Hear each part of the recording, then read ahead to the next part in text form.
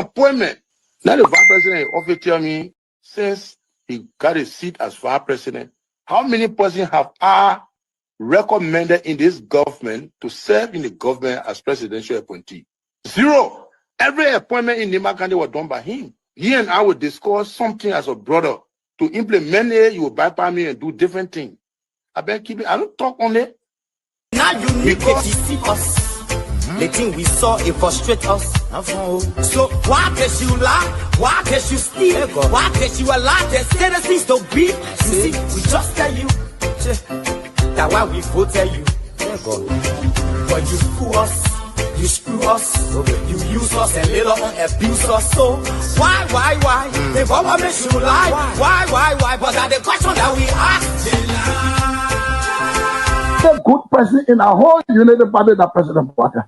You want to say that again? The only person that appreciate good among all the United Party for the President Bwaka. The rest are ungrateful. The right, they use you and dumb you. But President Bwaka, if all of them were thinking the President Bwaka and behaving the President Bwaka, United Party will have another chance in 2029. Just for now,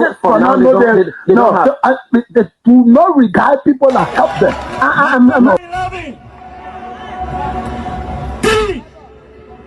Of our soldiers were executed on this party ground.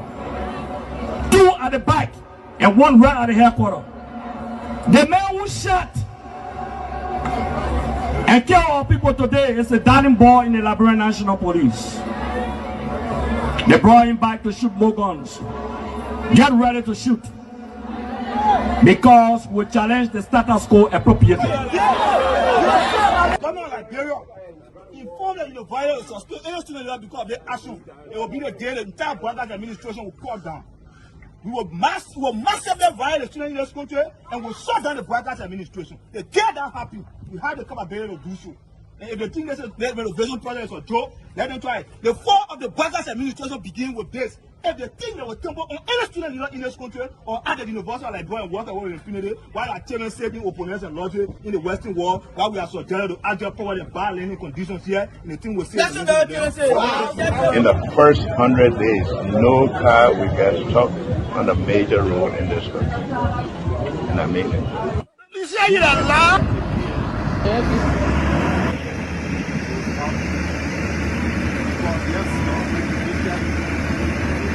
It's going down. First floor. There you have it. That led to decades of war still run deep. But so too does the longing for reconciliation. A reconciliation defined not by political bargaining or by an artificial balance of power, by tribe, region, religion, or ethnicity, but by the equality of opportunity and a better future for all Liberians. Bwaka can lie, the government, all the ministers in the government, they can lie. They don't put a hustler, they put a hustler, they lie. Everything they say, they never say the truth. Today, the supporters of His Excellency Joseph Bwaka presents him as a poor man from Lofa, and I said that he will understand the plight of the poor people. Fellow Liberians, do not be fooled. Vice President Bwaka is not poor like you, not even as me. As Vice President, his office received more money from the government budget than any other Vice President has received in Liberia's history. He has enjoyed some of the best and most lucrative government jobs. First of all, there's this, what I call sort of vicious lie about the fact that Mr. Pewee is gay or bring gay lifestyle to Liberia. It's complete bullshit. When people can accuse you of stealing people's money, when they can accuse you of being involved in war, anything, people don't make up stuff. They don't make up shit. Excuse my language, right? So it's complete nonsense. I'm married, 8 Teresa, 2 children, 5 grandchildren. I believe in traditional family values, so it's complete bullshit, complete nonsense. Young man, vice president, young man that vice president, the major stole 500,000. I mean, Jamaica, the major went to, I forget that Jamaica, the majors went to Ghana, the fit, and they may bring it all company in the country. I mean, Kun, they can't reach yourself. Kun, man, you know, Kun, but I want to sophisticated, quiet, hardcore rule in Labro. But Labro, when 2029 come and pass, then you finally leave. Mission is completed. Now, what the rules of engagement? When the war ended, the guy said, the captain, the commander said, mission complete. There wounded out first. All men on board. Everywhere there is no school, I'll put school. And everywhere there is school and school in bad condition, I'll renovate it. I told them, towns and villages, everywhere you will have lights in a town for children to play, for people to see. I told them, every town will have safe drinking water. If Charles Taylor is the problem, he will be out of here in the twinkle of an eye. And I say, let well-meaning Liberians come home. If we respect this constitution, a government formed in Accra is a violation of Article 1 of the Constitution. Let them come home. Let that government be formed in Monrovia. The government that capital road, small, there road, B road, all kinds of I think the reason Joseph Baka will not do much because the old man, the papa is suffering. The papa loves the country, but he can't make it. The criminal there around him, they sophisticated than him. They are sophisticated criminals, so they can't make it. Your league Costa, God know how to pay people. It's just simple. Costa that accused everybody here but himself. Everybody, Joe, we join, we accuse Joe, he killed Joseph Baka. Baka still living. Joe, no, you leave my brother. He made me senator. He almost made Joseph Baka president until he screwed up. We gave God the glory. Yeah. Well, Baka, when he screwed, he said, oh, we don't want to make sure we fought for him to be reconciled with the president. And then the people who fought for him. Look, your league Costa, you will come. And Costa was in a podcast, he said, they don't been calling me. Okay. The time you were calling me for me to kind of Bwaga, did I put it on radio? That immaturity to do what you're talking about. And I guarantee you, when we finish, there will not be a winner or the loser. Today we all wear the jersey of Liberia, and the victory belongs to the people, to the peace, and to our democracy. As we begin to build upon the foundation of this new Liberia, I, George Seleke Kromah, the new president, will first give thanks and praises to the Almighty God for the blessing He has bestowed upon our country. And I say, my people, thank you, When you elect on 85 irresponsible men, what happened to the country? We elect on 85 irresponsible men to govern this country, not to be very irresponsible.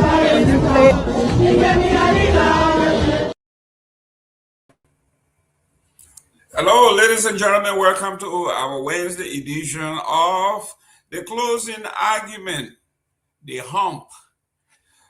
We are going over the hump. Today is Hump's Day. That's Wednesday. The weather here in West Palm Beach is 75. In Miami is 78. Heavy rains, a lot of storm. And in my beautiful city of Fort Pierce is 72 degrees and rainy. Lots of rain. Welcome, welcome, welcome, welcome. I am Jerome Gayman. I am here. I have been here. We'll always be here when it's 5 o'clock on the East Coast and 9 p.m. GMT in the Republic of Liberia. It is our time, specifically set aside for us to make our argument. If you are in Liberia, it's 9 p.m. So yes, it makes sense for you to come and do your closing argument before you go to sleep. This is why we are here. We are consistent. We can be fact-checked. Intellectually, we put our men and women against anybody, wherever you are. We say, bring it on. We are the powerhouse of intellect, history, sociology, chemistry, geography, international issues. We are all set and ready to go. You want to talk about women? We got some of the best and brightest of all times. Fearless lionesses, they are here. This platform is not for the faint of heart. If you are a man and you have issues with powerful women, this is not your place. Go find somewhere to sit down. Don't come here, because they will chew you and spit you out like a cheap piece of chicle. We got Fanta Kamara is here. Sarah Dopoh is here. Telvi is here. You name it, they're here. But before I go any further, please let us know where you're tuning in from so we can send a shout out. I see Ben Cooper Jr. Ben Cooper, thank you for tuning in, but I don't know where you're tuning in from. Let us know. And we are still running our segment, which is a permanent part of this platform. Let us know what is on your mind. I know what's on my mind. Tell us what is on your mind, what is going on in your neck of the woods, what is going on in your community, all communities. After we come up with the headlines, there are other things that are happening in the Republic. We don't know everything, we are not everywhere, but you are there, you know what's happening. You know what the impact is. Let us know. Share the show. Let everybody else know that we are here. As always, when you tune on at 5 p.m., you expect someone to be here.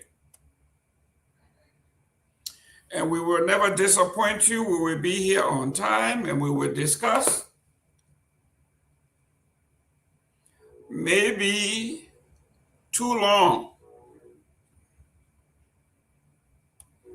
But like the preacher say, once the Holy Spirit gets you, you just can't stop. We may be in the mid of closing and somebody pops up with breaking news. And we will opine. Because we have to make the closing argument. And the good thing about the platform is you can close the argument wherever you are. You could be in Kenya and still do your closing argument.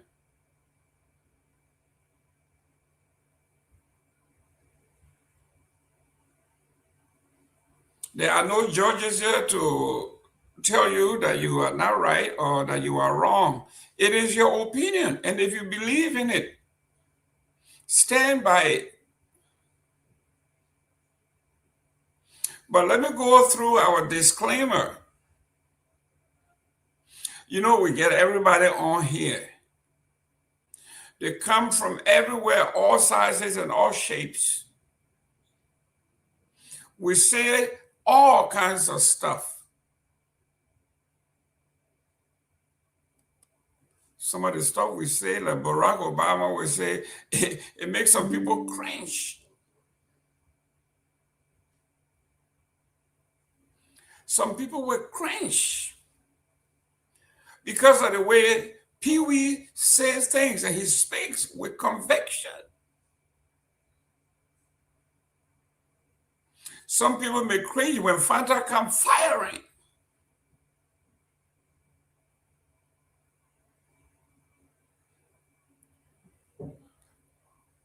when the powerful defender of the CDC, Sarah Dopoh, is here, some people run, helter-skelter.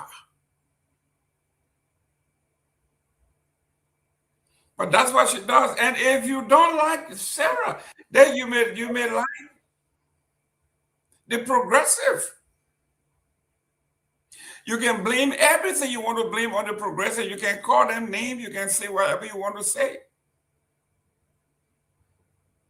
If you overpromise and fail in performance, just blame it on the progressive. You got no problem. Just say, you know what? I was going to do good. Only those guys in 1979, if they had not made it possible for me to be where I am, I would have done very, very well.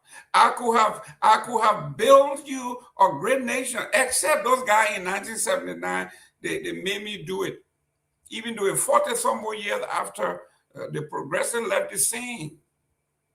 Your abject failure, keep blaming on them. You can blame it all you want, but it is because of the progressive that a man named White Guy can drive in front of the executive mansion. It is because of the progressive that a man named Myean can be president. It is because of the progressive we have people, a man by the name of Balazer. So blame the progressive all you want. Continue stealing. Continue raping babies and call them iron tater. Just continue. Blame it on the progressive. Continue lying and say you have surplus. That your budget has so much money, you got surplus, but you can't make pay. You can't make payroll. Blame it on the progressives. Call the people back. You just print money like Idi Amin said, print it. Even though his economists were telling him, even though you are printing it, but it's worthless. Our money is worth less than toilet paper. Idi Amin said, kill him. He said, execute him for him disgracing the republic. But you needed somebody in that space to tell Idi Amin, printing more money, it is not the panacea for economic reform. Idi Amin Dada, he said, you can print all the money you want. It will not solve Uganda's problem. Joseph Boakai went to the same school that Idi Amin went to. He has called back his cabinet to print more money. Just print money, just print money.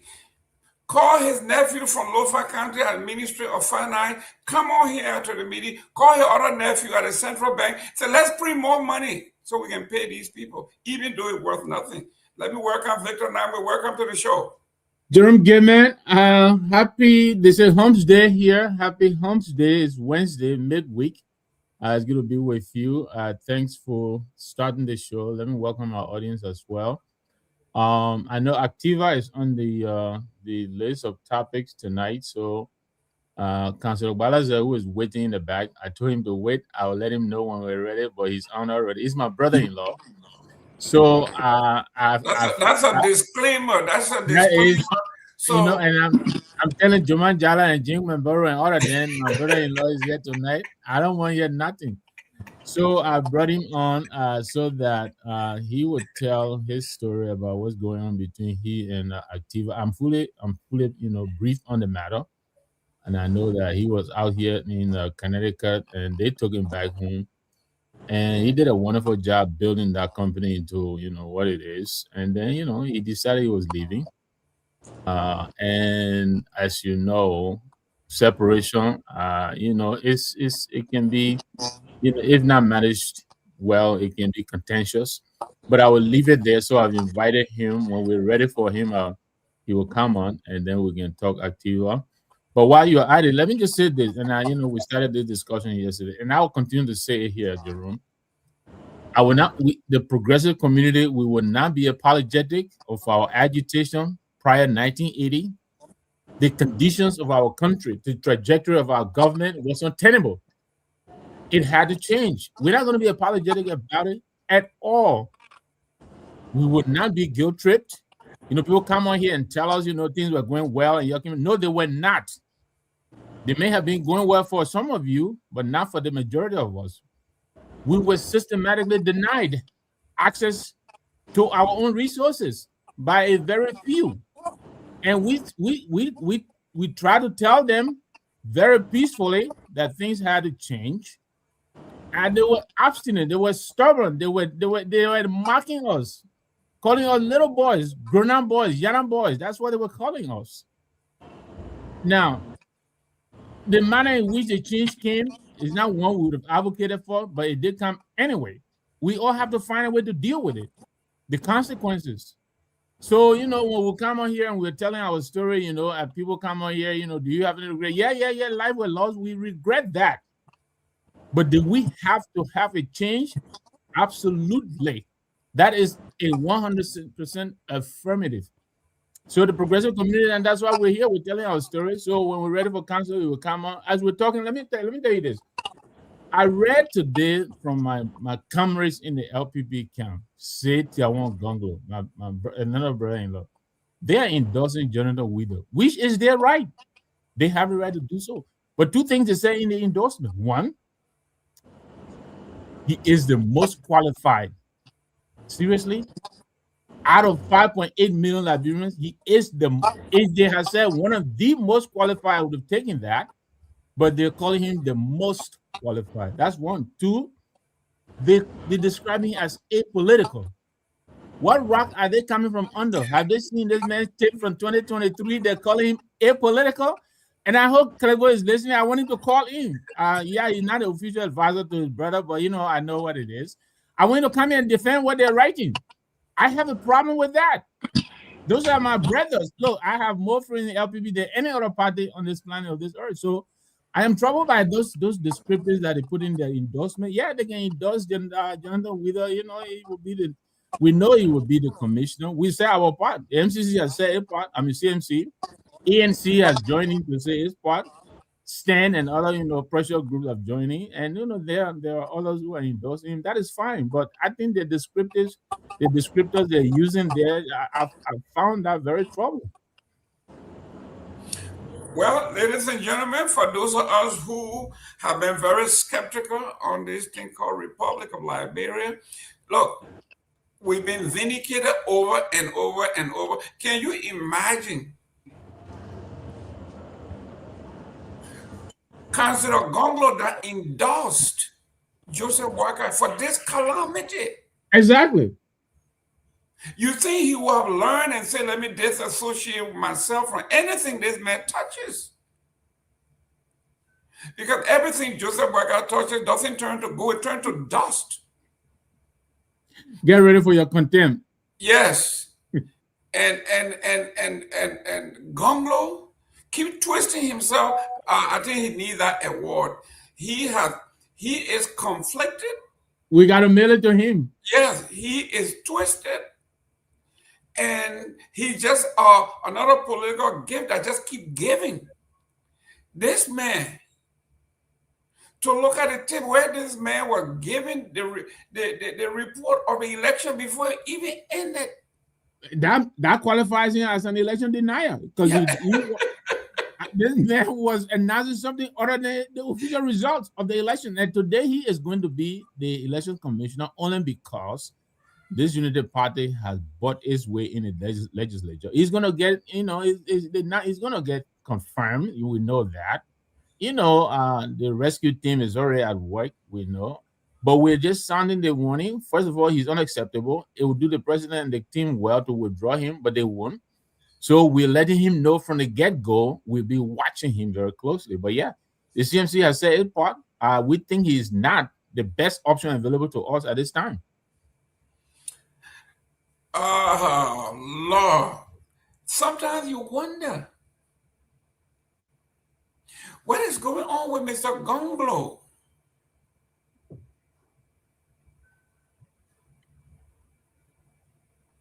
Wow. Gongloe is saying what we saw on that tape. Even Mr. Weeder himself is so embarrassed, he put up a press release that he is not a member of the United Party. He was only a consultant. if he can say that, even he can say that, and Gongloe I think what you said on that tape, Jerome, was even bigger than him signing a paper and becoming a member of the United Party. I mean, this man, in spite of everything that was going on with the counts being, coming in and all of that, he was already declaring victory for the UP. Yes. So when you're talking about creating some serious issue, according to other folks, the gentleman or whoever was in charge of the Elections Commission could have just stopped. And Ellen Johnson Sirleaf could have just gone on and said, listen, I won. We don't say I won. We don't say I won most rather about 90%. I won Nimba County. In fact, he said I think he said in Grand Crew, it's neck and neck. But remember that this was not Ellen time. With 2023, this is the very person who is appointing him now.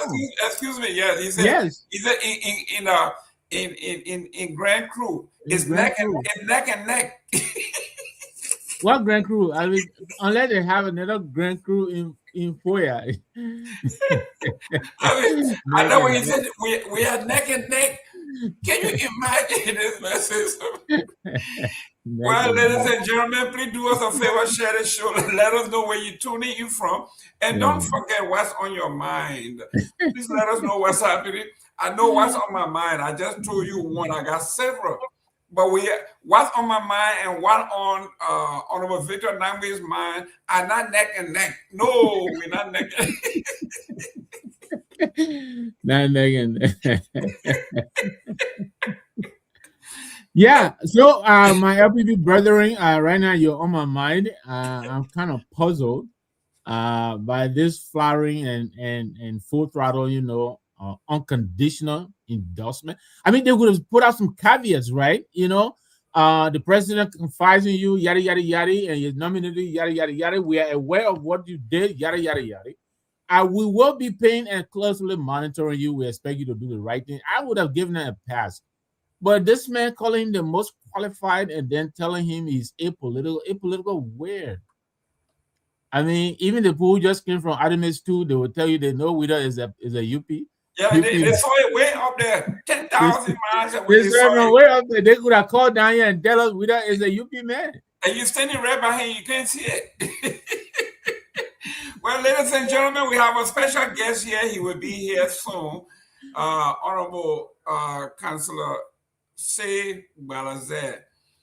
He will be our guest. Hopefully, he can spend some time with us, meaningful time, where we can discuss not only his separation, but other issues on the ground, whether he has an opinion, or because he belongs to the nation of Liberia, where you can be sanctioned or be locked up for 6 months. So we will see where he stands on the issues. We'll be talking economics. We'll be talking. And get this. Is the sanctioner? Is that a word? The sanctioner. Yeah. And say after the drinking from the same well. So when he comes in, it'll be interesting tonight. How you'll be. That's his uncle from Nimba. Exactly. How you'll be tiptoeing, try stepping the minefield so he doesn't get. What is it? Contemptor? Tonight we're here to make new words. But it'll be a lot of fun. Remind me of the young lady yesterday when she was on. Right. And and another Myean. Yes, another Myean and a lawyer too. Yeah. She's a lawyer. So she said she would not take APAC money, she would not take this, she would not take that. So the question that I asked her was, so what is your stand on this transgender thing? I think Fanda had asked whether the nation is ready to build separate bathroom for men, women, and then in the middle, somebody's there. She's not ready to go in the bathroom and all of that with somebody who she's not sure. And they asked the learned lawyer, what is your take on the transgender issue? But when you talk about, we should have given her 2 Precious Awards yesterday. She's in a blue state. She's in a tight primary, and she didn't want to go there. And I said, you know what? I just move on because I know when she becomes the nominee, then we'll bring her back, and hopefully she can do another do-si-do. That's the old time dance, do-si-do. You're dancing in circle, right? You know, Virginia, it is more like a purple. I would think it's not red. It was red for a while, I believe, and then of late, I think it's been flipping back and forth between red and blue. And so, I think the politicians they're very careful on the issues. And yes, you know, she's a councilwoman now. But I think you know, they're walking a pretty tight rope on this issue. Yeah, so I could understand her twisting herself in pretzels yesterday because the issues there, they're not just plain black and white. They're mostly gray areas. You gotta be, you know, how you walk the middle line. But I thought she did pretty good. I mean, yes, we're biased. She's Liberian. We're Liberians. You know, but I really hope that you know, she will get a nomination. Yeah, she has her paws on all the major issues. She's personable. She's a people's person. Yeah. She's involved. She takes her culture into account. She has built for herself a lot of network. And the fact that the people trusted her to have elected her into public office says a lot about who she is. And I think, listen, if you and I were running for the first time, it would be a real uphill battle. She got name recognition. She has gone against several people and she won. And she's a councilwoman, and I think she's running on her record. So those are good things to do. Once in a while, you know, people like us talking heads, we want to pin you down, but she knew it was coming. There are certain things, you know, when it comes to transgenderism, LGBT, LGBT or GLTB, plus. Yes. Yeah, my issue is where does it end? When we were growing up, it was only the gay people issue that we were saying, you know, gay people have the right. But then they have added another 5 plus, no end, plus. So that's the one that I'm talking about. And then, in addition to adding those letters now, then there is the one that's almost by itself, bi-curious. I don't even know what that means. You know, they say the person is bi-curious, you know, and they're exploring which side they like better. You understand me? And I'm not going to get any text from anybody. If you text me anything, I will just delete. So I'm married. I'm not gay, but I have students and friends who I work with all the time, and you know, these are human beings too. You know, so it's an issue that many of us have to evolve on. I think that's probably how we're describing it. I remember Obama and getting, you know, evolving on the whole, you know, gay question. Unfortunately, I don't know if it is a misfortune, but the Democrats, I think they have a lot of those people in their folds, and so they found their way, I think, on the agenda, on the national agenda, I believe. You know? Well, ladies and gentlemen, like I told my son, and he's a single man, I told him before you go on a date, make sure you see the original birth certificate. Make sure you ask for the original birth certificate. Where is a short one or a long one? No, I want a long one. I didn't show one. The lock cut out. I want the long ones. Yeah. Oh boy. But don't leave your girls out too, because you never know some of these guys. It's scary, man. When I look at the former Olympic star Ginny, right? Yeah. This guy won gold medal. Bruce. I think he's not Kylie Jenner now. He's not. Yeah, Bruce Kylie Jenner. Yeah. So you when you look at it, damn, you got can I see your Adam's apple? Can I see that Adam's apple? Can you say, hey? Let me see. Oh, man, my wife said enough. So I beg you, Jerome, you're getting me in trouble. Your wife works in a blue state, so I know exactly. So you get me in enough trouble already. Let's stop, please. Ladies and gentlemen, we are having a great time in the middle of the week. If you are in Liberia, your week is over. You are now headed into Thursday.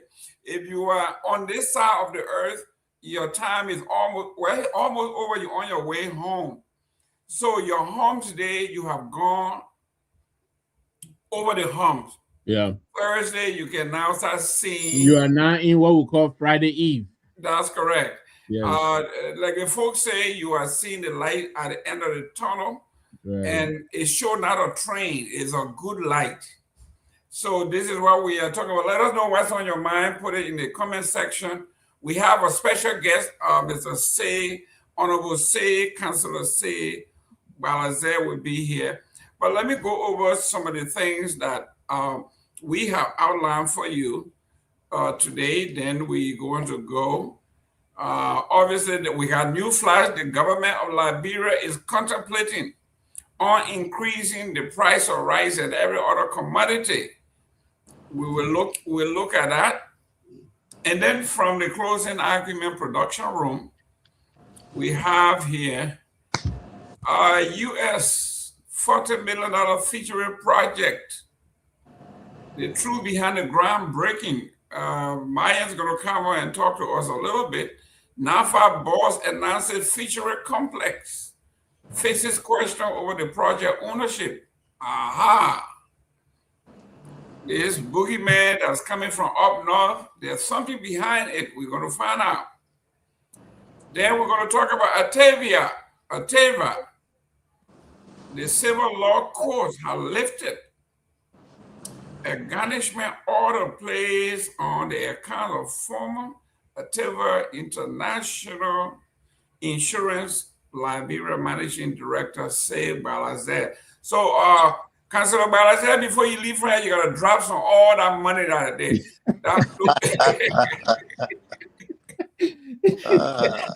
The bank is open. Yes. I mean, they lifted the lid on the oil well, right? Yeah, man. I'm telling you now. Listen. I'm calling all my 40 grandmas.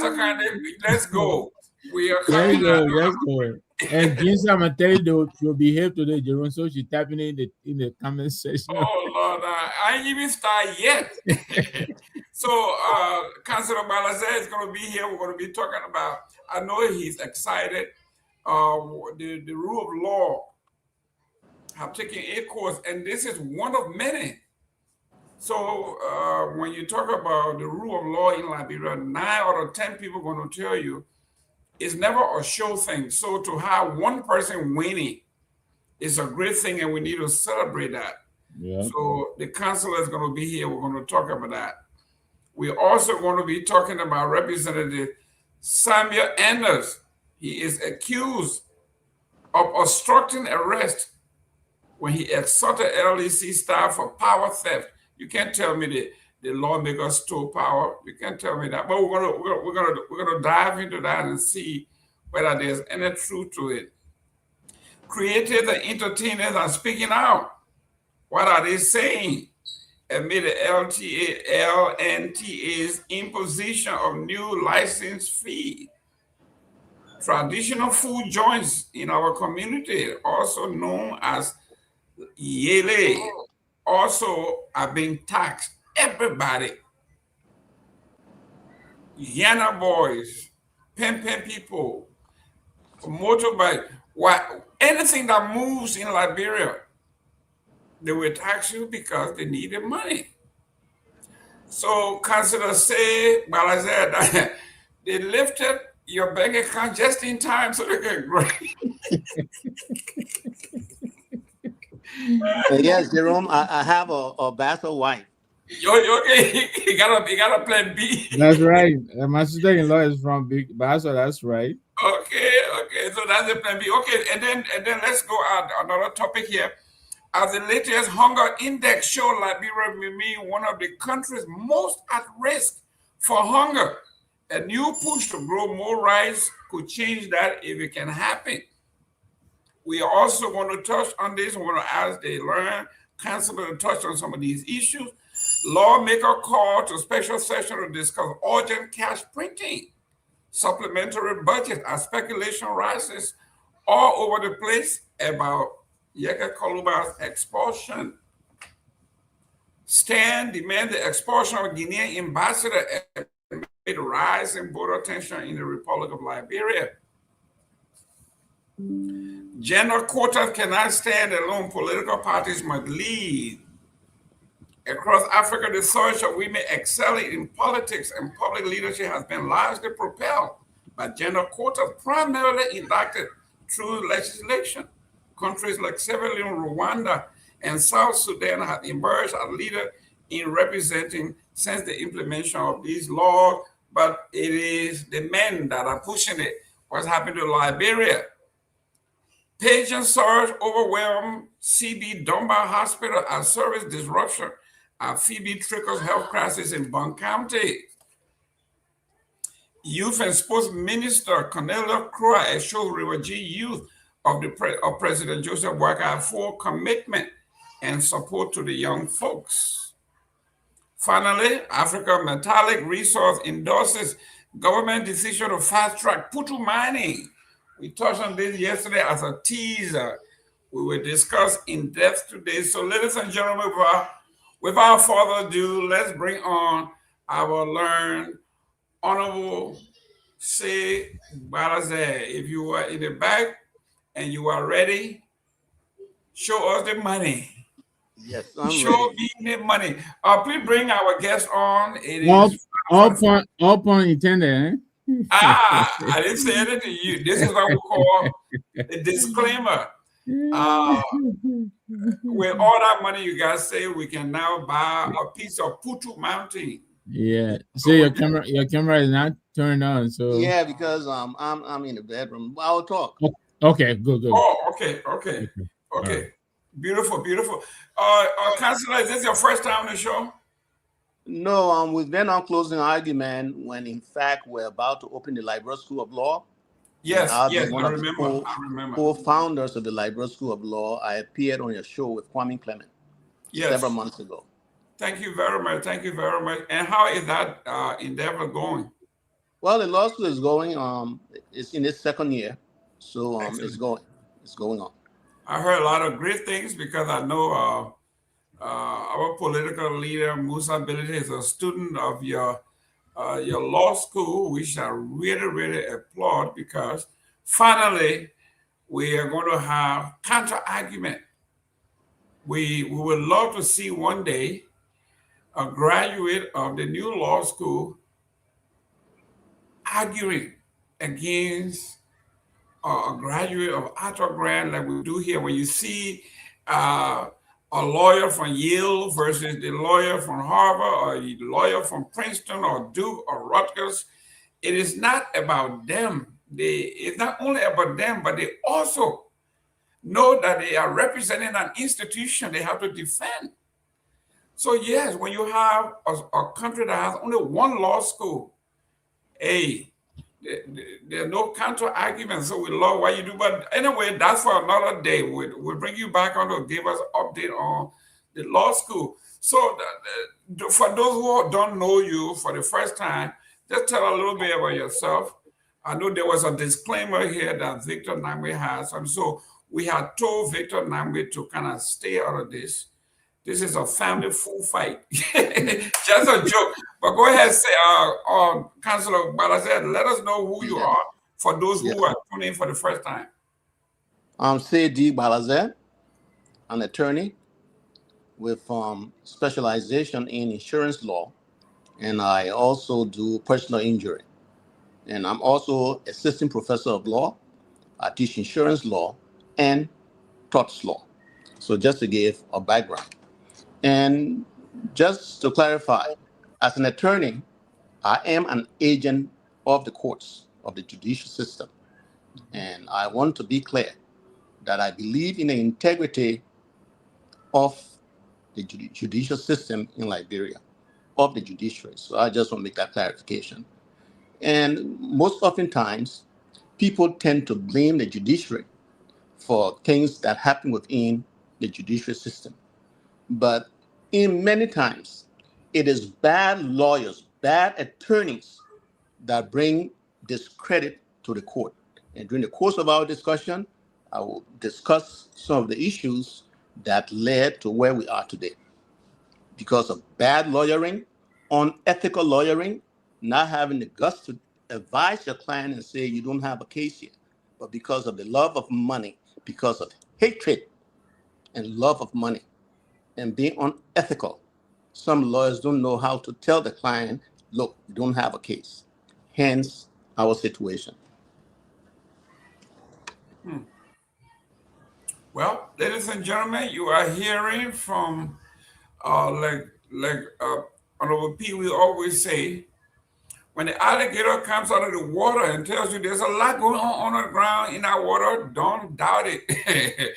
Or don't go there to try it. So, Honorable, talk to us about your case in particular. Well, before we go into here, we really don't give credit to universities and colleges. Can we send a shout out to the high school that prepare you to be where you are? Well, yes. I did some schooling in Cathedral in Monrovia, and then from there I went to Cara High School. The Cara High School that was in Grassfield, the Kepa. And then I did my last 2 years at Simiris High School in San Nicolas. So that's just from elementary to middle school and then high school. So it's Cathedral High School, Monrovia, Cara High School, Grassfield, Yakipa, and Simiris High School in San Nicolas, Nima County. That's yeah. Well, my brother is listening. He's watching from Buchanan. He's a St. Peter Clever High School man, and anything out of the Catholic system, he think is the best. So what can I say? From Cathedral to Cara High to Grassfield, it's all the same system. Great system, by the way. We have Victor Nagbe here. He also a product of the Catholic system. So kudos to you guys. But thank you very much for coming. I know you want to chime in. Go ahead. You're a Catholic man. I know.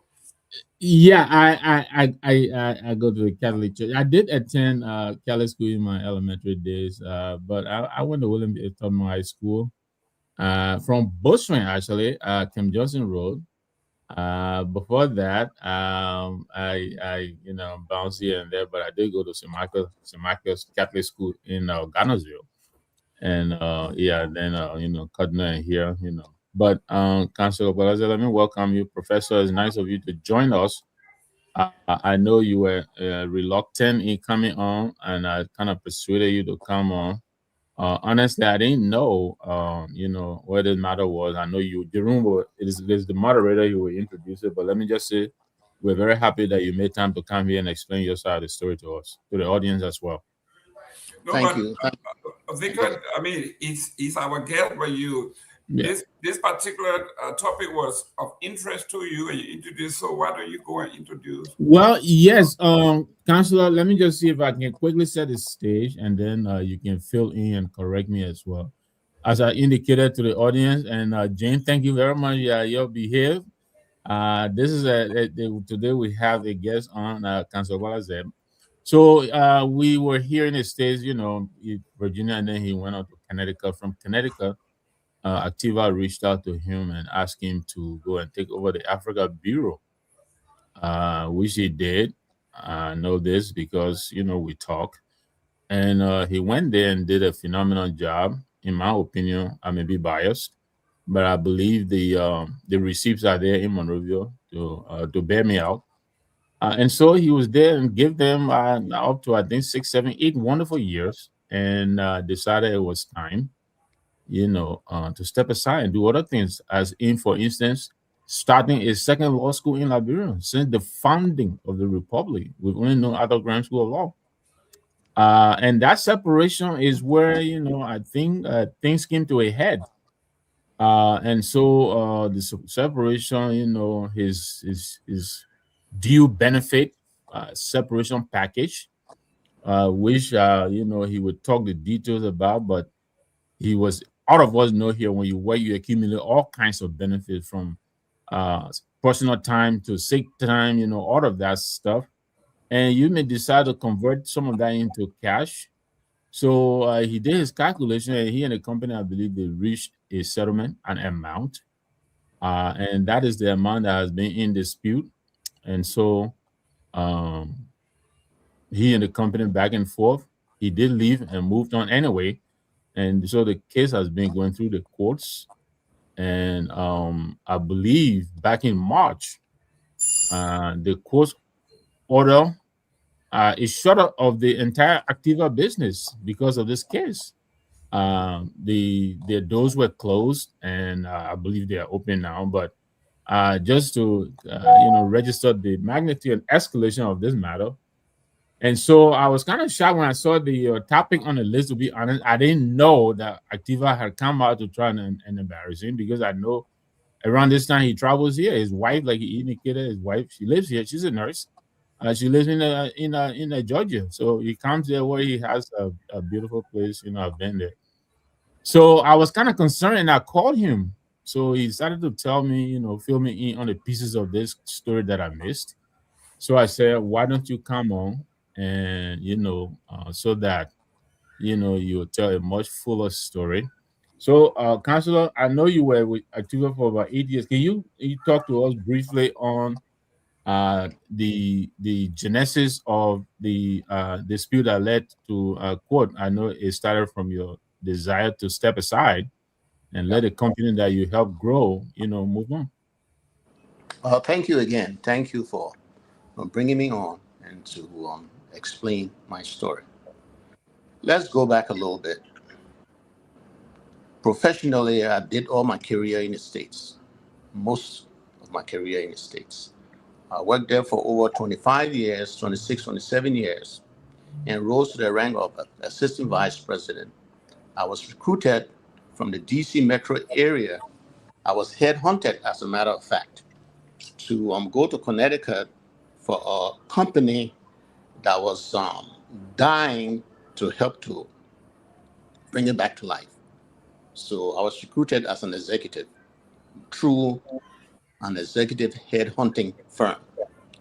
So I made a decision to take that position. So I was in Connecticut in the financial district, Hartford. As you all know, Hartford is a financial district of America. Working there as assistant vice president and consultant for a major insurance company called One Beacon Professional Insurance. After about 6-7 years of working in Connecticut, I was approached by Activa. Said, oh, you're Liberian. We're trying to open up operation. We have an operation in Africa. We're trying to open up operation in Liberia. You are highly recommended. Please come and help. So I laughed and said, hey, can you, not to be arrogant, but I did ask the question, can you afford me? They said, well, we have a package, we have a program. Now World Bank, International Monetary Fund, they are encouraging Africans to come back to Africa. So they will help with a package to take you with first class ticket, business class ticket. We'll take all your personal property, your personal effect. I say, hey, can you afford me is the question. We went around. I tried to get them off my back because I thought coming back to Africa, I was going to be taking a big chance and I was going to be giving up my career in the financial district. Eventually, long story short, we drafted a contract. I looked at it and I made sure the contract had protection there for me, leaving a career in the financial district to move to Liberia. and the industries were like night and day. So trying to push them aside and say, hey, send tickets, let me go and see what your operations look like. They say, oh, we have our group office in Cameroon, we have our holding company in Mauritius, so on and so forth. I said, okay. Before I take this chance, I would like to visit these places to see what the operations look like. Trying to push them away to say, forget it. In 1 week, they call me back and say, we have your tickets. Please come. What is your schedule? Let us know. So I had an opportunity. I traveled, saw the group office. I went to Ghana, saw the operations. I have visited Mauritius, saw the operations, and then came to Liberia. And then when I came to Liberia to visit, it was not very encouraging. Then I decided, then this is my challenge. Being a professional, you have a responsibility to come and help to build the industry in Liberia.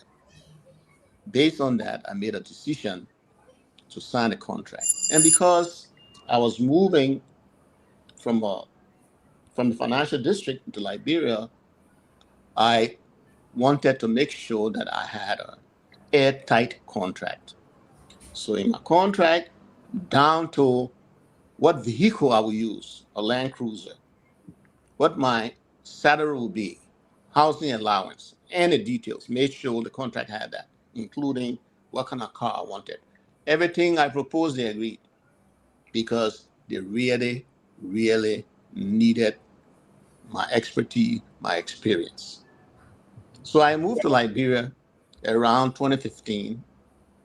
And at the time I came to Liberia, Activa was struggling to meet 1,000 payroll. So between 2015 and 2023, at the time I resigned, I took Activa.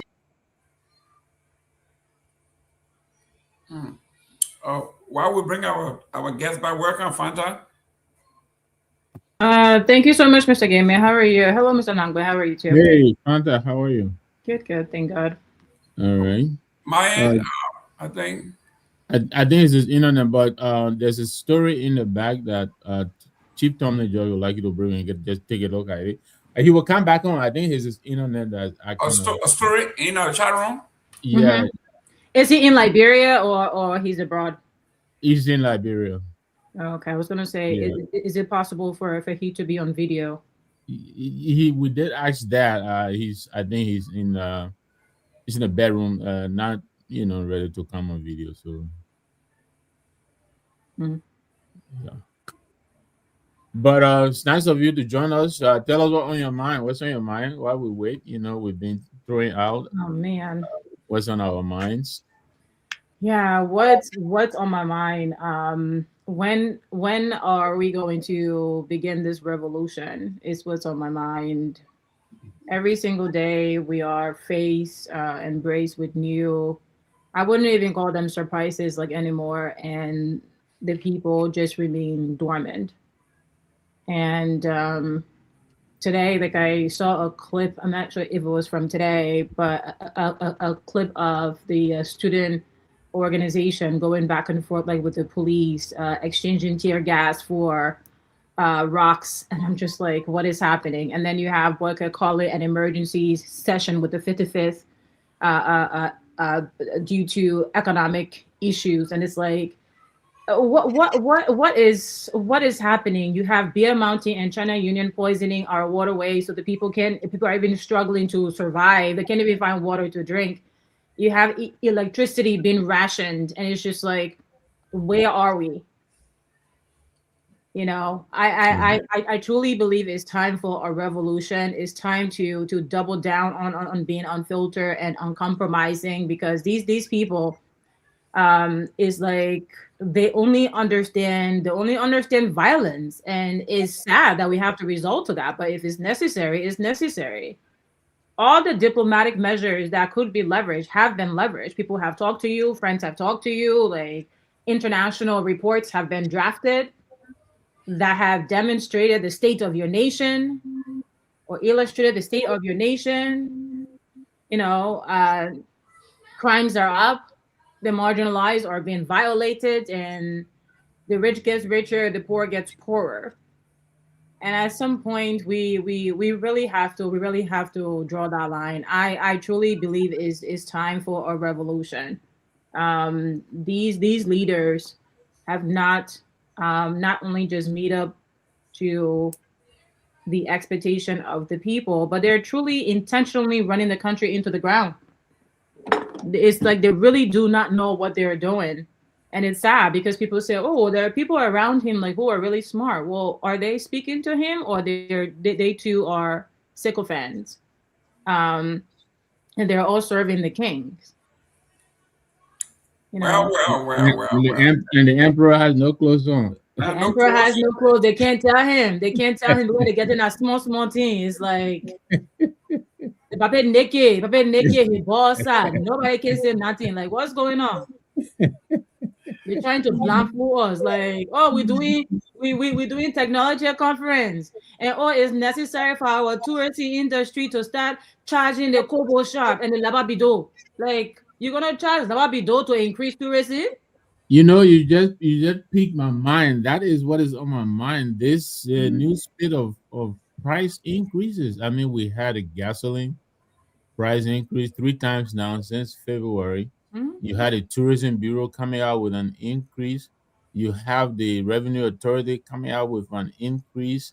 It's like everybody now, the Lapa Bido thing you're talking about, that is a very, very extensive list of price hikes. And I don't know if this is how it has been in government, but it just seems to me there seems to be an unusual amount of price hikes, attending this particular government.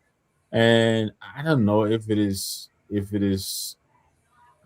flirting for revenue or whatever it is. But what do you mean? You know what? Listen.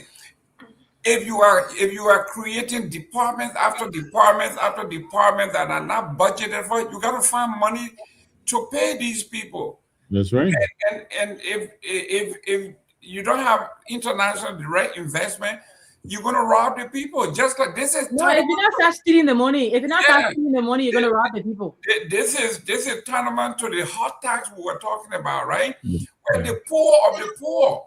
You will tie their legs together and torture them until they can come up with either their goats or their sheep, and then you take it from them, you leave them worse than them. But there's a breaking news here. Let me read it real quick.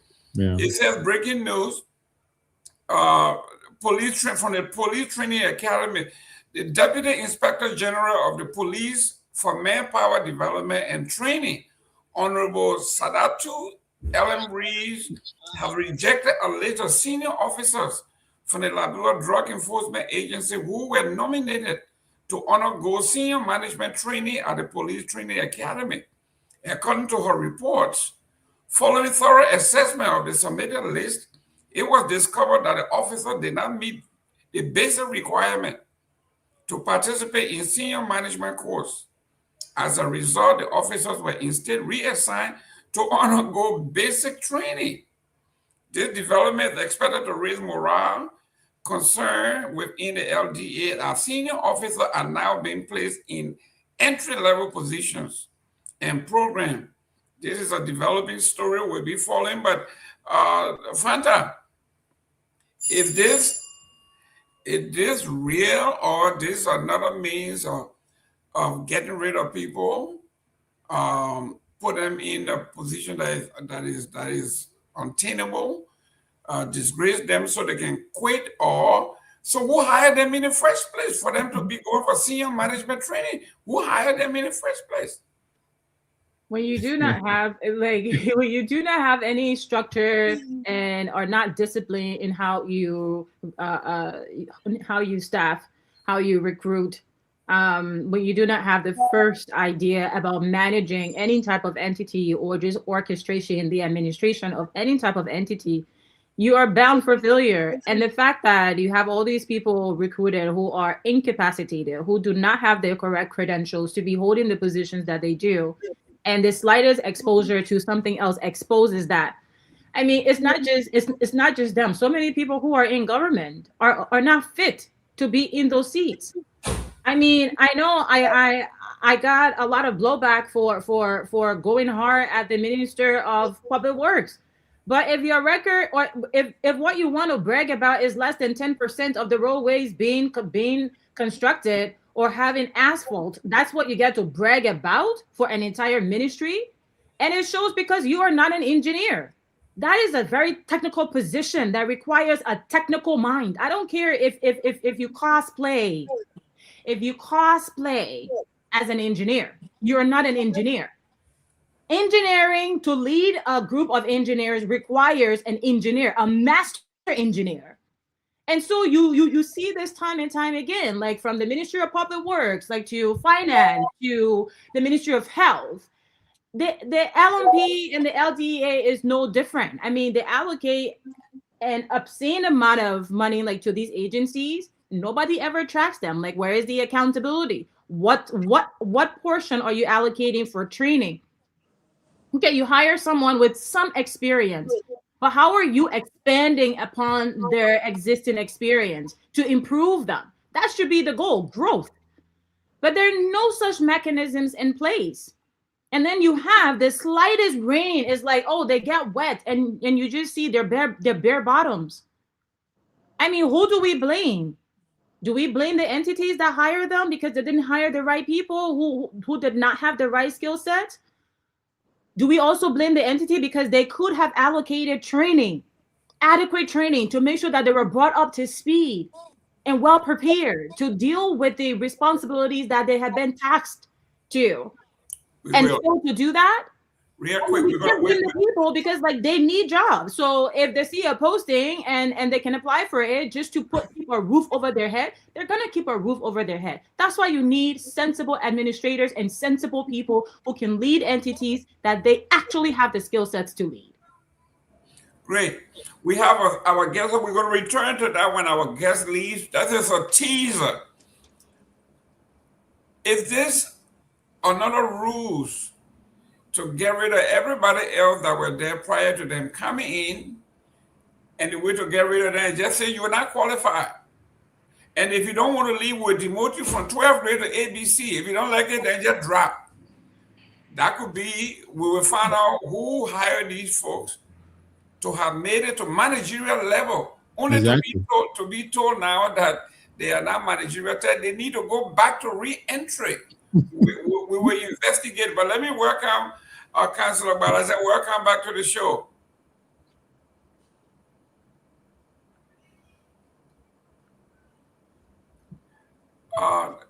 Is he on? I think he is. I hope he didn't walk away. I know he's on. He's not muted. Okay, so even the telecommunication sucks. Like, I mean, come on. Is he in Liberia? Is he here? He's in Liberia. We're not hearing you. Show, but somebody blocked me or something. Oh, okay. You're in the show now. Everyone can see. Yeah, we can hear you, Victor. Okay, they can hear you now. They can hear you. Okay, you can hear me now. Okay. Yeah, it's been about you were in 7 flight weeks. and you got caught off. Okay. Hello? Yes, yeah, we can hear you. Go ahead. You can hear me? Yeah. Yes, can you hear us? There's some technical problem. Oh, okay. So he Let me can tell hear. him to get out. Yeah, come. Let him get out and come back in. Yes. So, Fanta, these are the things. The reason we are looking at both ends, I want to know, because for someone to make it to the rank of management, right? Only to be told that you are not manager, you are not management material. Senior management, there might have been entry level, middle management, and then senior level.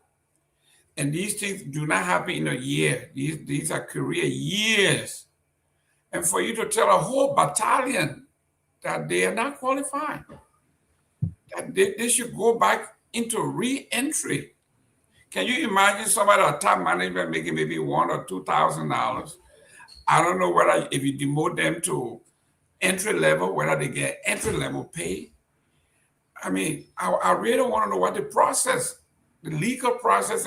Can you demote somebody Yeah. And then take away their benefits and everything they have worked for because you feel there's more to this story we need to delve into. Yeah, there's definitely more here. It's something that people fail to understand. Just because you arrive at a managerial level doesn't mean that you stop learning. Doesn't mean that you stop expanding your skill sets. The real question is, did these managers continue to learn, continue to expand their skill sets in a very relevant way for the role that they were in, or they just got fat and comfortable in just being managers? Like, what? There's so, you're right. There are a lot of questions here. We can't just look at this from a one-sided perspective, because look, you have a responsibility as a leader. You should, and that's why being a servant leader is so important. It's so important because you automatically recognize that humility is the biggest component of your leadership. You have to remain humble. You have to be open to learning. Now, when you get to that level, you start learning. How do you grow? How does your entity grow? What does progression looks like if you suppress learning and training? So in those managerial positions, how much did you allocate for training? And how often or how frequent was training administered? Or did you just go to Boulevard Hotel and just pay there just to eat Italian food? And you never really pay attention to what you were supposed to be digesting to improve your skill sets as a leader. Because this is what they do. I mean, you go to Liberia, you go to all the hotels, everyone is having a meeting. So they're all training, which we were doing training. And they will spend thousands of dollars, Mr. Gayman, with these hotels. Almost every day. If it's not Royal Hotel, it's Mama Point Hotel. Not Mama Point, it's Boulevard. Sometimes simultaneously. So you're spending money on training that you're supposed to be digesting, but you're not digesting it. Then when they go test you, you fit. I mean, who do we blame here? Who do we blame? Victor, those of us, even in the school system where you work, if you did your ed leadership and you become assistant principal, then you become principal, and you become administrator, these are steps that require a lot of knowledge to be promoted. Somebody cannot take you from being an assistant principal if you did not violate any rules, if you did not commit any crime. They can't just say, you know what, you're not assistant principal anymore, you're going to be substitute teacher. They don't do that. Yeah, I mean, I can tell you, I know in the district I work in, there are, especially, and let's not subject it to education, but there are requirements, like Sandra was indicating. So some requirements, you have to go through. Like here in New Jersey, you gotta teach at least 6 years, 5 to 6 years in the classroom before you move to administrative level. That is part of your requirement, even when you get a certification and all of that, because you need to get your, you need to understand the system that you'll be supervising, and there's no better way. Even before you become a teacher, you have to do what we call, student teaching, even before you get in the class. So there are steps that are basically actually designed to prepare you. Actually, people say you would thank me later. So it's one of those things. These people were being elevated to managerial level. It puzzles me that they're going for training. And first of all, there is, I think, a failure of I think there's a managerial administrative failure here, because how is it that the fissure we're seeing is coming from the senior management? How was she not aware of this? I don't understand it, but our guest is back. I think we'll come back to it. I'm just really after he leaves. Yeah. Councilor Balazé, you were in flight about your contract to make sure that it was airtight and all of those things that you were. So just to refresh your memory, you were on your contract. Yes, I was. Continue. So I entered the contract. I came to Liberia and then moved the company And then at some point in time, after 8 years, I made a decision to resign. And the contract made provision for resignation. All I was required to do was to provide 2 months of notice. And I provided 2.5 to 3 months notice to give enough time for transition. Then came time to pay my end of service, which was part of my contract. I set a date and said, hey, on this date, let us meet. I will have your car, your computer, and every other properties that belong to Activa. And when you are coming, just come along with my end of service check. The day came, we met. I delivered all the items I had for Activa, and then I demanded my compensation, end of service.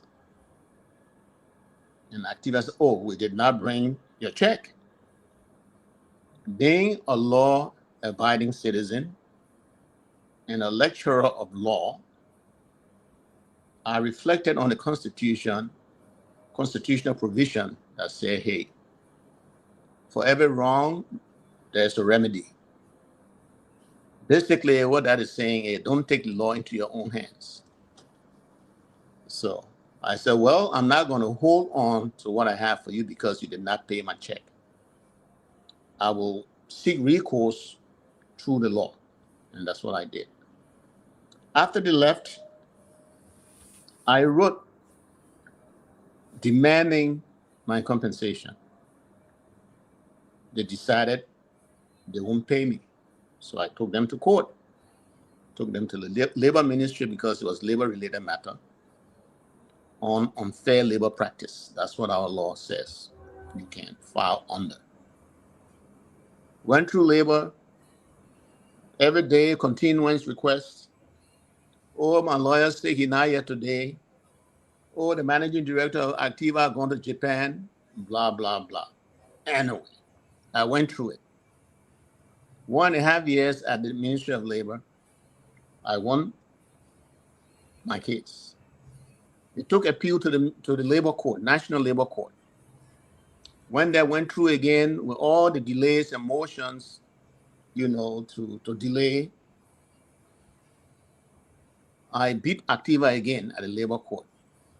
Labor court ruled that, look, you owe this man his end of service. It's contractual, pay his money. They accepted and appealed to the Supreme Court. Supreme Court heard. Again, Supreme Court confirmed the decision of the labor court and sent it back down for enforcement. It came down for enforcement, paid the man money. Activa decided they didn't have money. So they filed for what we call deferred payment. And under our civil procedure law, you have the right to file for deferred payment.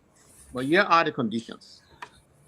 You must show that you do not have money, and then the court will allow you to make a 25% deposit and then pay the balance over a 12-month period. But the other requirement is the court had a duty to investigate, to find out whether your assertion that you don't have assets or money is true. So the court had a responsibility to verify. That being said, the court issued what we call subpoena. The documents from all of Activa banks. The documents came in with the balances.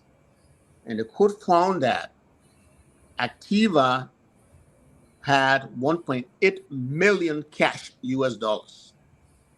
As a result of that,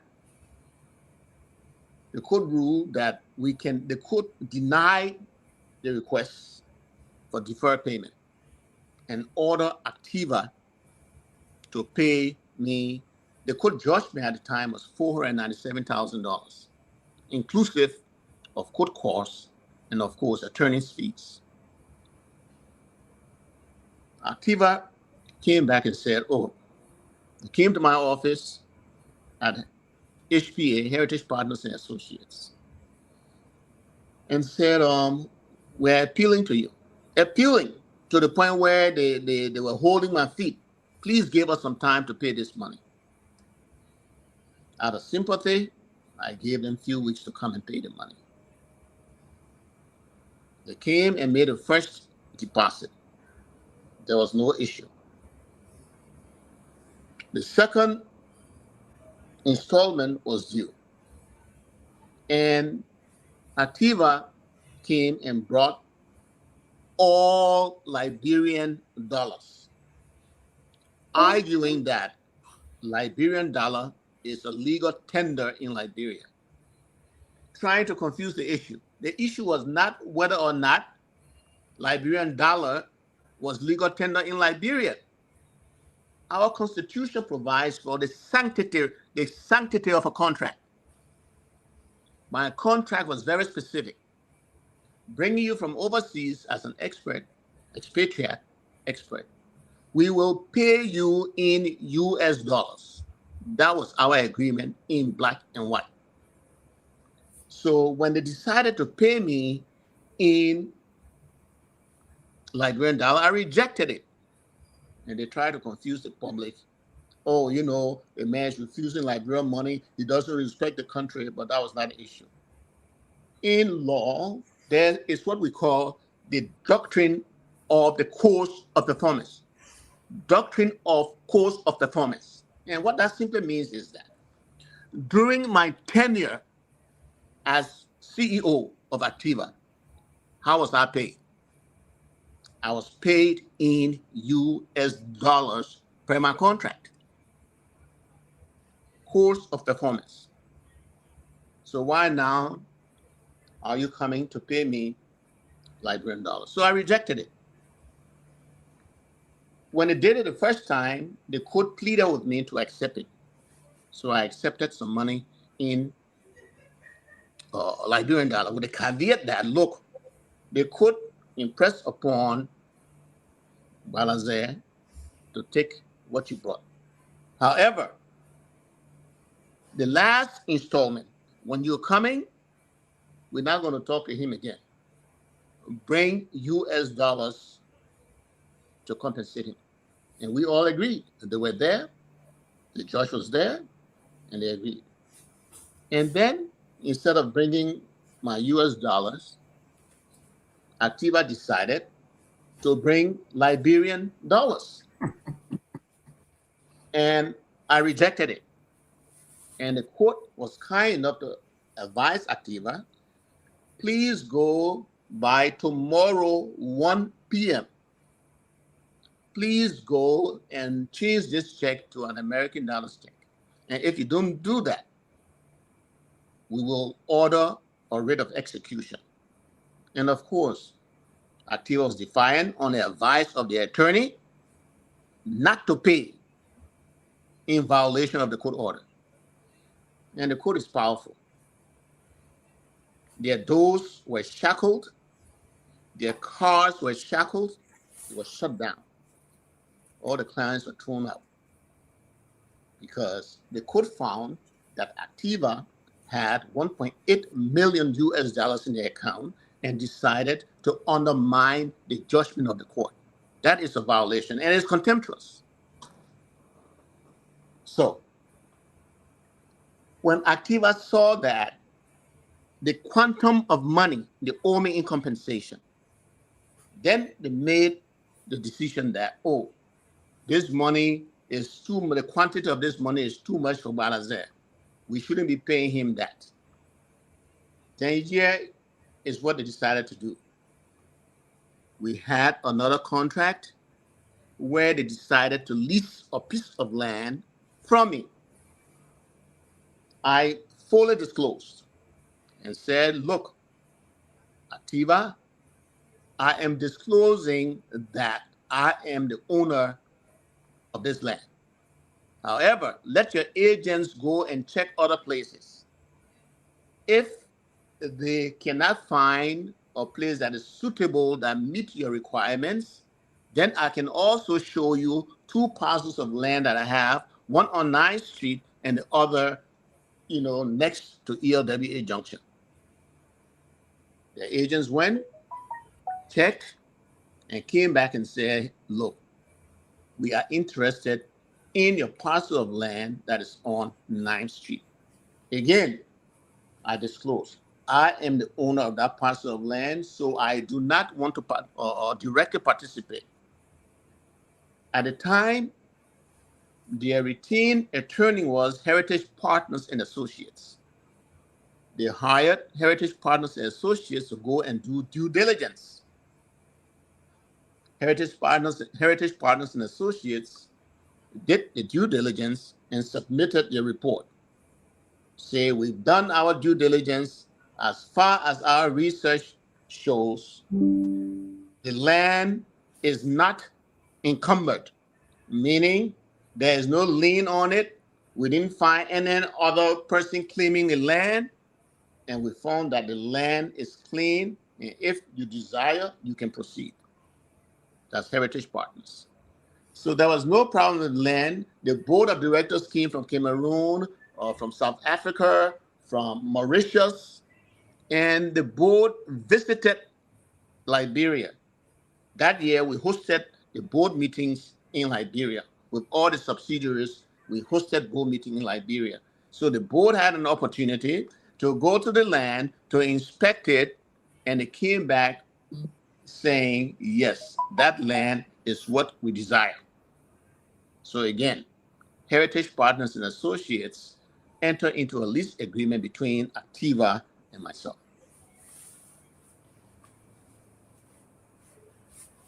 The agreement was signed. There are several board meetings held in Conakry, Guinea, board meetings held in Freetown, Sierra Leone, board meetings held in Cameroon, in Ghana, where the minutes were all there or are still there, reflecting the discussions, the agreements between Activa and myself. Now that Activa owes me a quantum of money, then the lawyer advised them, oh, you know what?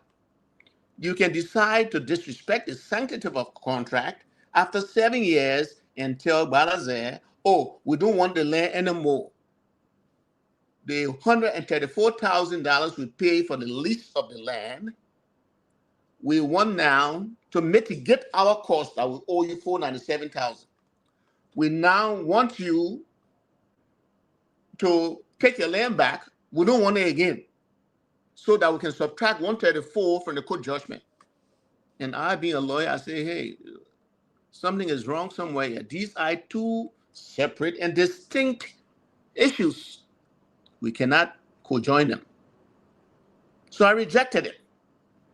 So it is this $134,000 for a lease agreement that was consummated that they paid for over 18 months. And from this lease deal, I was also able to purchase shares in Activa. And all these documentations are with the Central Bank of Liberia, and the Central Bank of Liberia has the insurance department, and Central Bank of Liberia is the regulatory agency of the business of insurance in Liberia. And on our code of ethics as attorneys, we have a responsibility when a client says something to us, we have ethical responsibility to check and verify. Activa attorney made a decision, but when on our associate holder, I have the right to ask for corporate information. So I wrote Activa and said, as shareholder, I'm asking for corporate information. Upon the advice, upon the misleading advice of their attorney, who is Mr. Benedict Sanon, he advised Activa not to give me the information I asked for in violation of our association's law, where I have access to information on our laws. And he didn't stop there. He wrote the Central Bank of Liberia and said, I am a purported, that's the word he used, a purported shareholder. So the central bank responded to him and said, Mr. Benedict Sanon and you and your Activa group, Activa wrote Central Bank of Liberia naming 3 owners. And the 3 owners that were named was Activa Group, Mauritius, Activa Ghana, and Seji Balazer. Activa sent that report. Activa also sent the Central Bank of Liberia a shareholders resolution, naming me again as the 3rd shareholder. So I took them for administrative hearing at Central Bank again. I won the case. Mr. Benedict Sanon made a decision to appeal judicial review at the civil law court. And this judicial review was filed since 2024, December. So since it was urgent to him, he did not follow up. So it means that it was not urgent. So what he does as a practitioner, that's why people want to question the court, is practitioner like Benedict Sanon that bring the court into question, the integrity and credibility of the court into question. Sanon filed about 3-4 lawsuits. He leaves them hanging. 2024 or cancellation of lease. He doesn't follow up on it. He leaves it hanging. On our code, we call that stirring up litigation or steering litigation. It's an ethical violation. Violating your duty and responsibility as an attorney to verify and investigate. That's an ethical violation. Misleading your client to do the wrong thing is an ethical violation. Overburdening a party litigant with cases is an ethical violation. And that's what he's done. 6-7 cases unattended, file them, leave them hanging so that I can spend money because now, I have judgment, so I need to go now, hire 3-4 lawyers and make it an occupation to be a litigant, just going around from court to court, because that's what Sanon wants. And then he didn't stop there. While he filed cancellation of lease to at the civil law court, he went again, trying to influence the Department of Justice to issue a near exit Republica against me. And what that means is that I am restricted to Liberia and I cannot leave the boundaries of Liberia. And then, of course, the people at the Ministry of Justice are professional people. So they said, but what will be our basis for carrying out your instruction? You say, because I want you people to do it. You're indict the man. Ministry of Justice said, no, we can't do that. You have to file a complaint. We have to investigate. We have to find probable cause before we can indict. So the police department, being professional, invited us to a conference so that Sanon and his client can come and make the case. They called for 3 conferences. I respect the police, even though I knew there was no case against me, but under our law, when the police call you for investigation, you have a duty to report. I went to the police station, carry all my supporting documents, and Sanon and his client, Activa, were invited for 3 conferences. Guess what? They who were injured, according to them, they failed to attend the conferences. So, of course, the intent was pernicious. It was malicious. The intent was to impugn my hard-earned reputation. That's how malicious they became. They didn't show up for the investigation. The same matter that he had carried to civil law court, okay, on cancellation of lease. So how can cancellation of lease turn into a criminal matter? So Mr. Sanon, a professor of law, who taught me law in law school, decided that he would go, since all his tricks and chicanery were not working. He didn't report to the police station for his own complaint 3 times. Now he decided, now I have another trick I'll pull out of the bag. I will go to the civil law court, and then I will impress upon the court to issue declaratory judgment and then garnish by attachment all of Balazer's bank account. That again is another violation. And I'll tell you what declaratory judgment is, not to lecture, but to explain to the general public how declaratory judgment or motion for declaratory judgment is filed and what it is intended to achieve.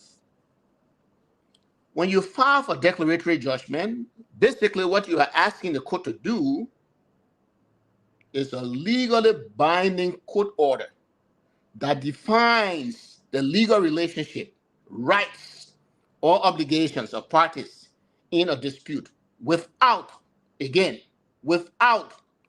ordering any specific action or awarding any damages. So it's a clarifying motion. But instead, Mr. Sanon impressed upon the court to issue declaratory judgment on an ex parte basis, meaning only one party appeared. I was not served. I was not given notice. Based on Mr. Sanon's presentation to the court, I don't blame the judge. Mr. Sanon misled the court, which is another ethical violation. Based on that, the judge ordered garnishment against all of my accounts, all of my 5 accounts in Liberia, beknown to me, because Sanon knew I was to be traveling to Atlanta to see my family. That was intended to embarrass me, to harass me, to suppress me, to oppress me, and it was just pernicious and malicious. Luckily, that weekend I didn't travel. So Jerome, just imagine I am in Belgium and I want to spend the night in a hotel. And I go and give them my bank card. And guess what happens? Blocked. Another one, blocked. Another one, blocked.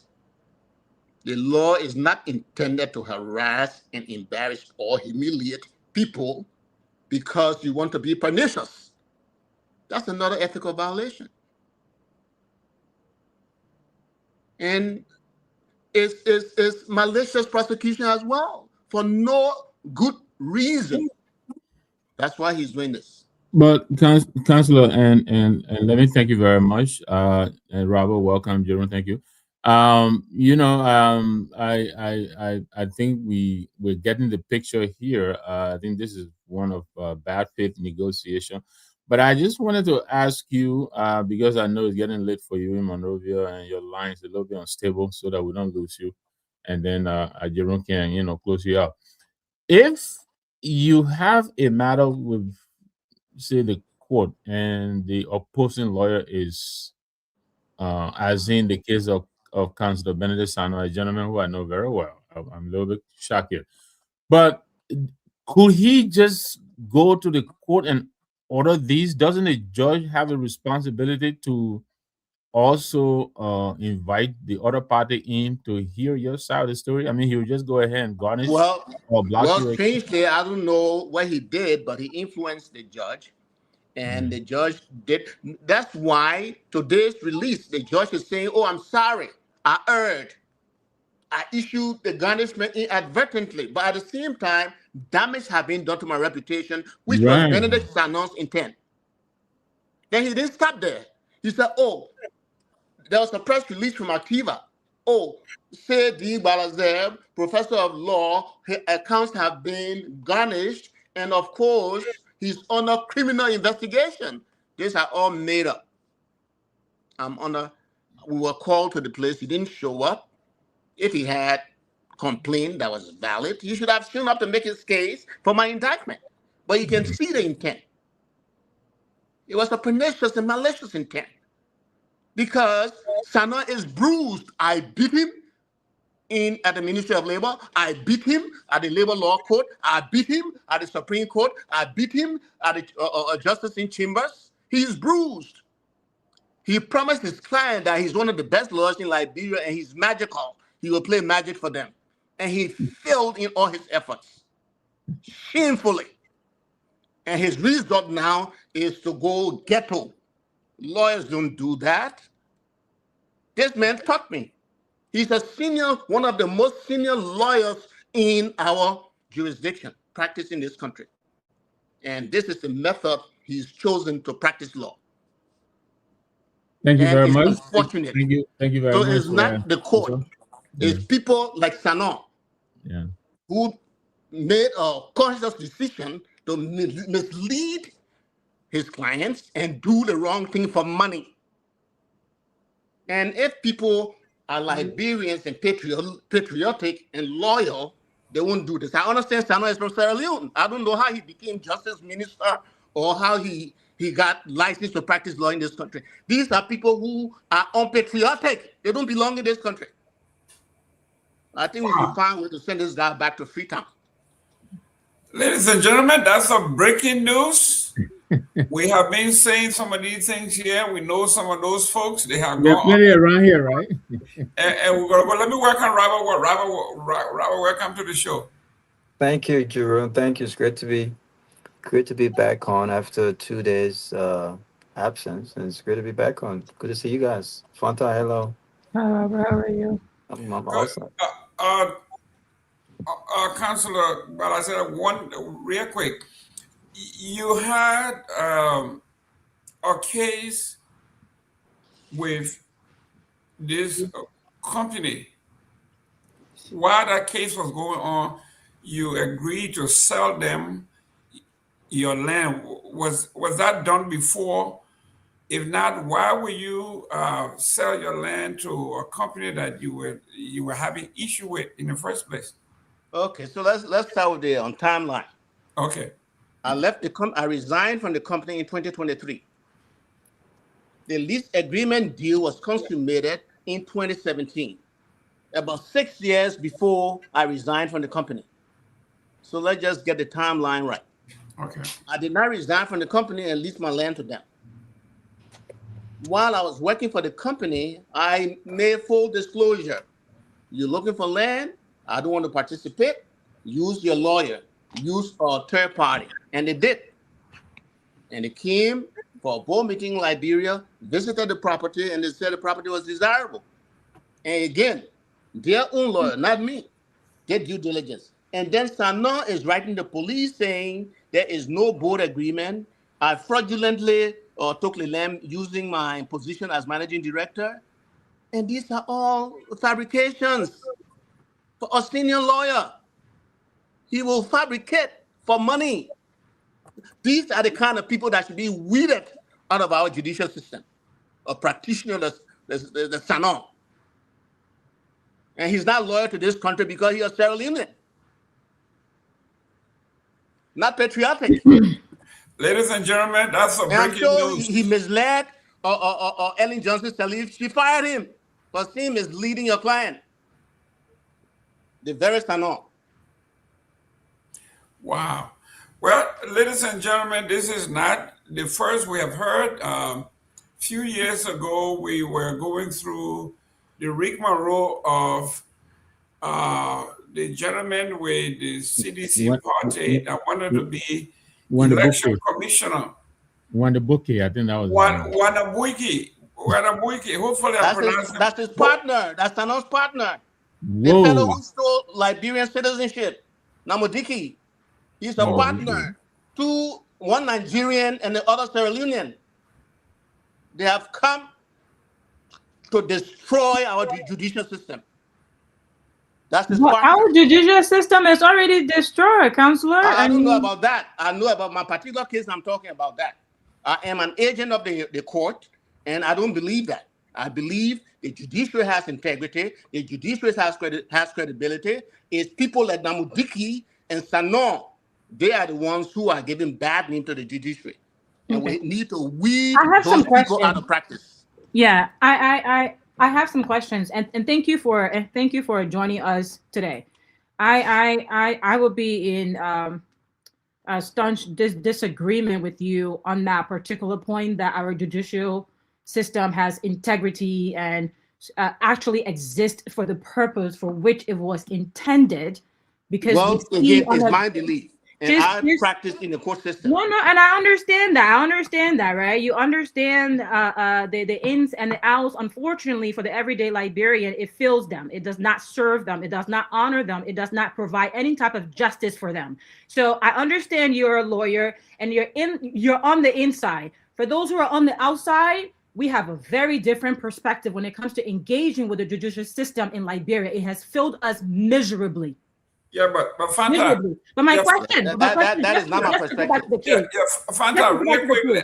Yeah, go ahead. Go ahead with your question. But the reason that he's here is on a specific case. Right. So I want to go back to that question. Right. Yeah, go ahead. So my question, that point was just very important. My question to you is that I mean, this seems like a really unfortunate engagement all around. You were a very successful professional in the United States. You were, I wouldn't say poached, but you were recruited. You were pursued and recruited. You abandoned your profession in the US and came to Liberia as an expat to take over this new entity and ingest into it your professional skill sets, where it became successful and profitable. And in the end, they did not or refused to meet up with their legal obligation that's got you sort of in this quagmire situation. My question, though, is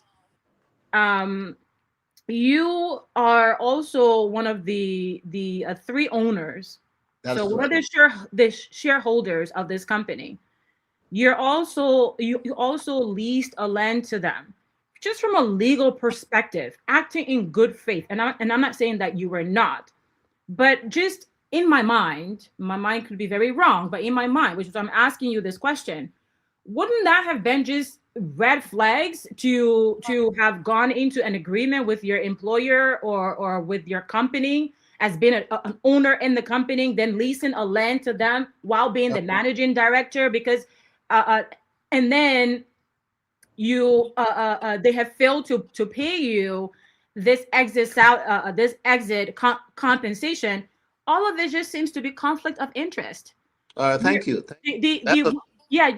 Sorry, one more. The 1.8 million, it's essentially owned by the three of you. If you were to split it, it's owned by the three owners, essentially. So you're asking them to pay you from that while you are an owner of the company, and then you've leased the land to them. So just help me understand, because if as a regular person, I wouldn't have entered such a deal, but just for conflict of interest, but you did. And so I want to understand, yeah, from your perspective.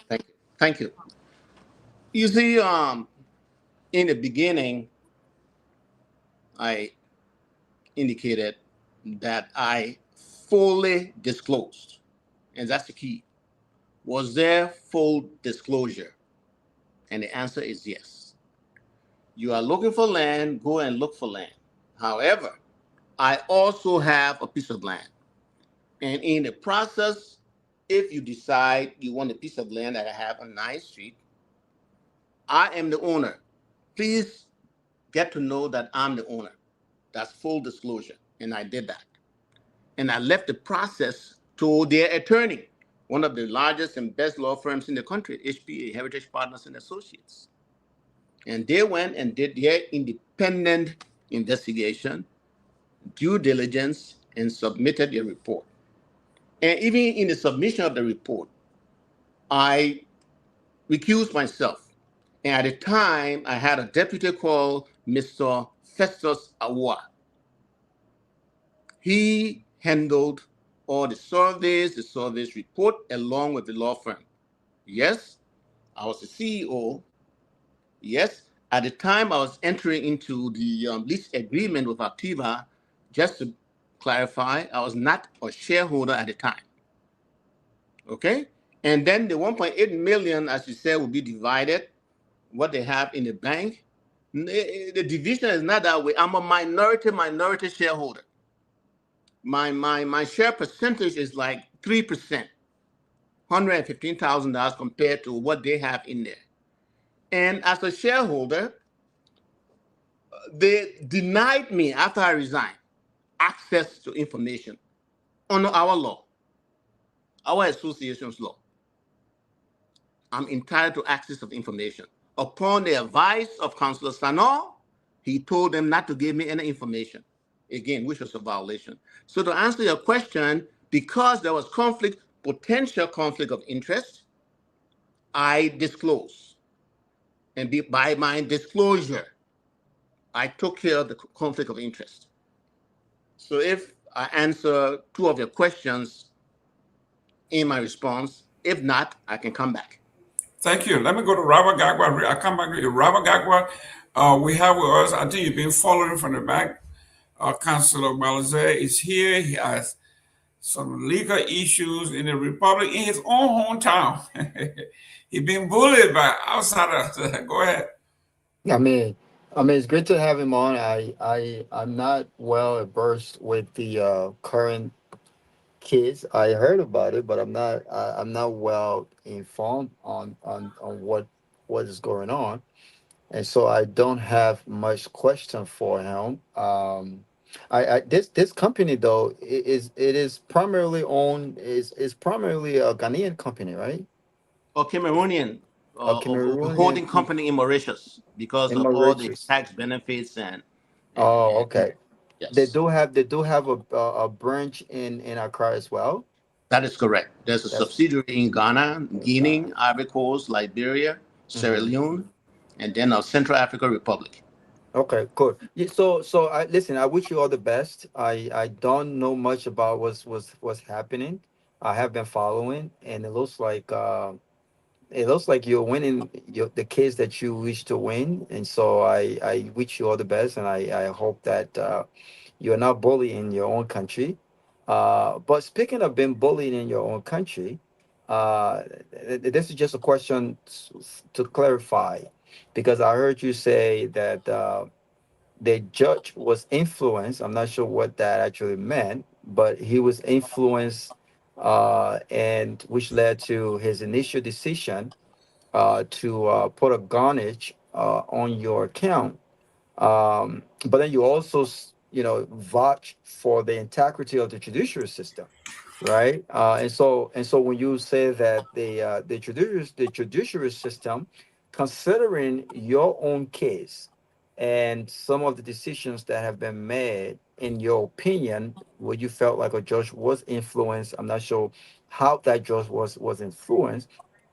How do you reconcile the two?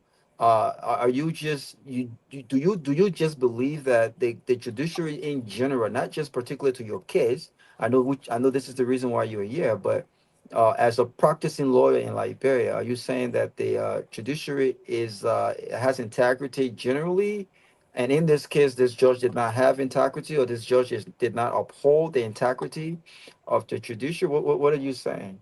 Well, again, I am an agent of the court. Right. By virtue of me being an attorney, I believe in the integrity and credibility of the judiciary, and I stand by that. People have various experiences, but I will use, this opportunity on this forum to say, sometimes my situation, people would say, I leave it to God. Right. Oh, You can't fight a big corporation. You can't fight a big gun. But my admonishment to the public is you can fight a big gun, you can fight a big corporation. When the right is on your side, you will prevail. I fought a big corporation, a corporation that owns about 8 subsidiaries around the world, including having an office in Europe.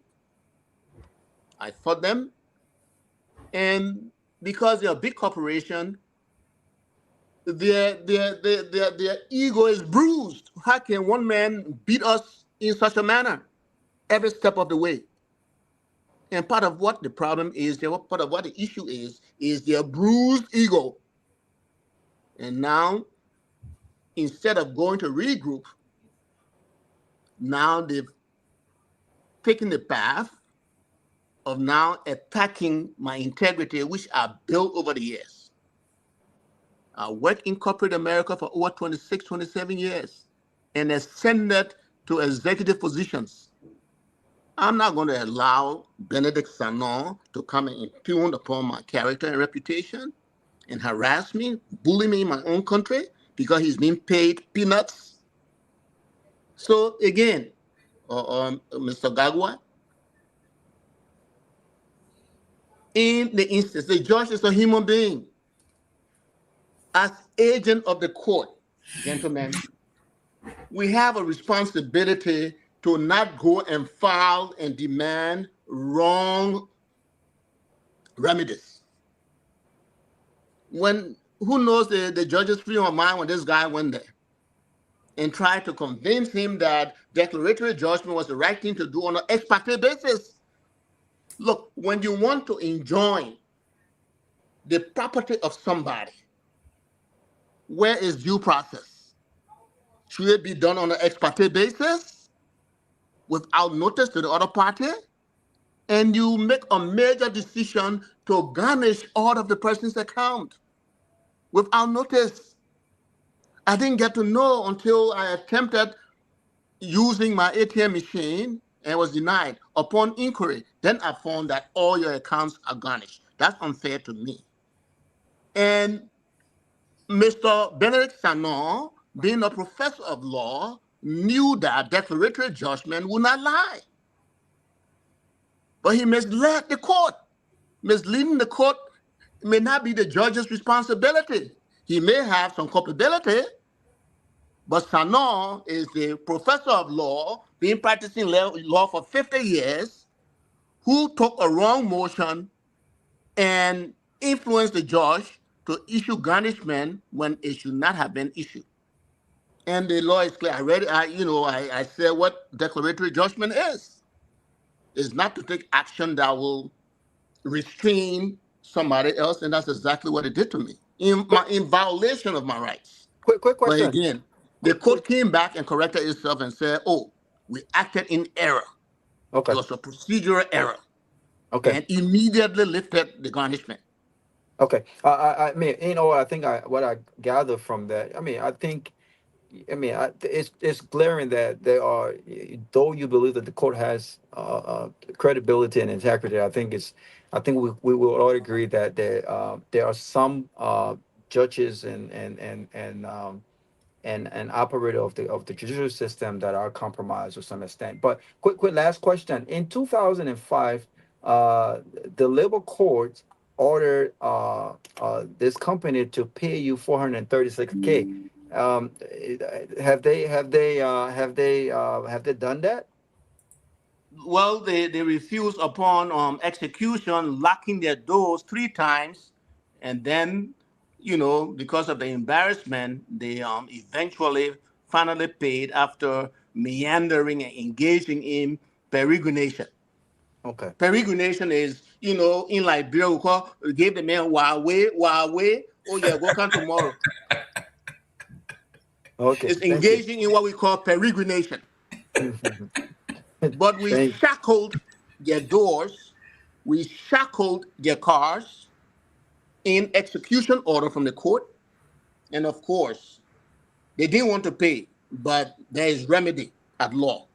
So I want the public to know that there is remedy at law. and I enjoy remedy at law. They have paid every dime, including my business class ticket, to go back to my family to see them in Atlanta, Georgia. Oh, so you're Yeah, I from think Atlanta? I saw you at Williams' 60th birthday party in Georgia sometime last year during summer. Oh, really? And you're partying with your beautiful wife. Oh, thank you. Well, next time you see me, please let's connect, okay? Counselor, two quick questions here. One is, in Liberia, if you were not a Walaze, if you were not connected, what do you think would happen to this case? And I'm saying this because I have my reason. If you were not a Walaze, and the second question is, this is a man that you say he's a professor of law. He has been teaching and been in the lawyering business for 50 years.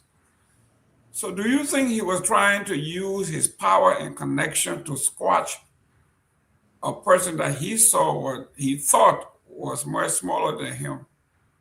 The rights have been on my side from day one. We have a contract, even our constitution. Our constitution says we should respect the sanctity of a contract. That's what our constitution says. And Councillor Sanon teaches contract law. He understands what course of performance, the doctrine of course of performance, he understands what that is. He teaches corporations. He has practiced for over 50 years. He looks young, but he's not as young as he looks. Okay? Everybody who is a judge today on the Supreme Court bench, he taught them. But this guy just several months ago, for the same behavior, the Supreme Court fined him $500. This guy, very experienced lawyer, the Supreme Court, the Bar Association found out that this guy didn't have license to practice law, and he was practicing. So that's the character we are talking about. Can I ask a very poignant question? And I'm really glad please do.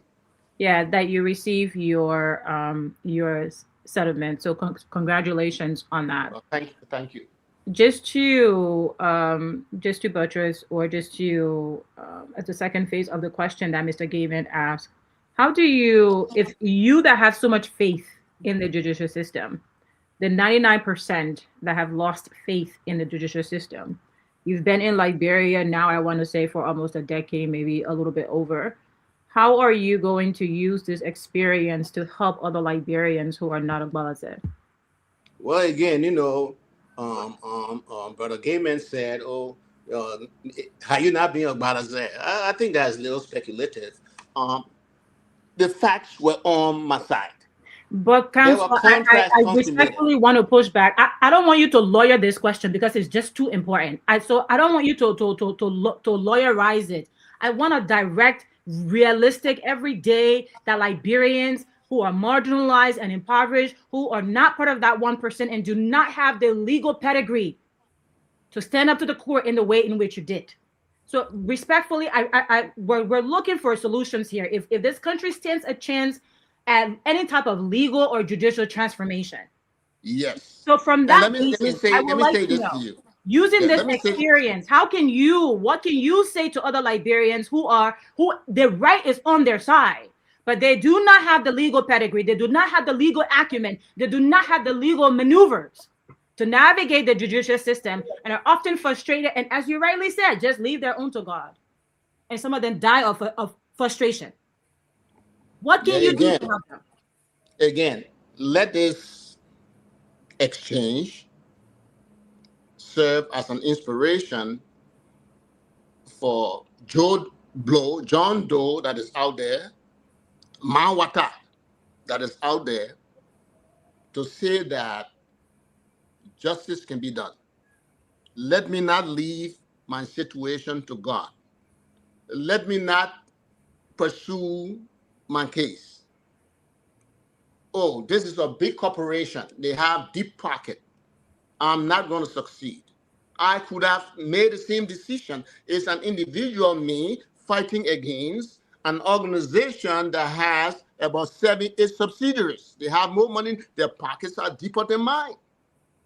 But I had the courage to take them to task. So let us use this forum to encourage other Liberians to take the courage to take big corporations to task, to take their employers to task, and they will see justice.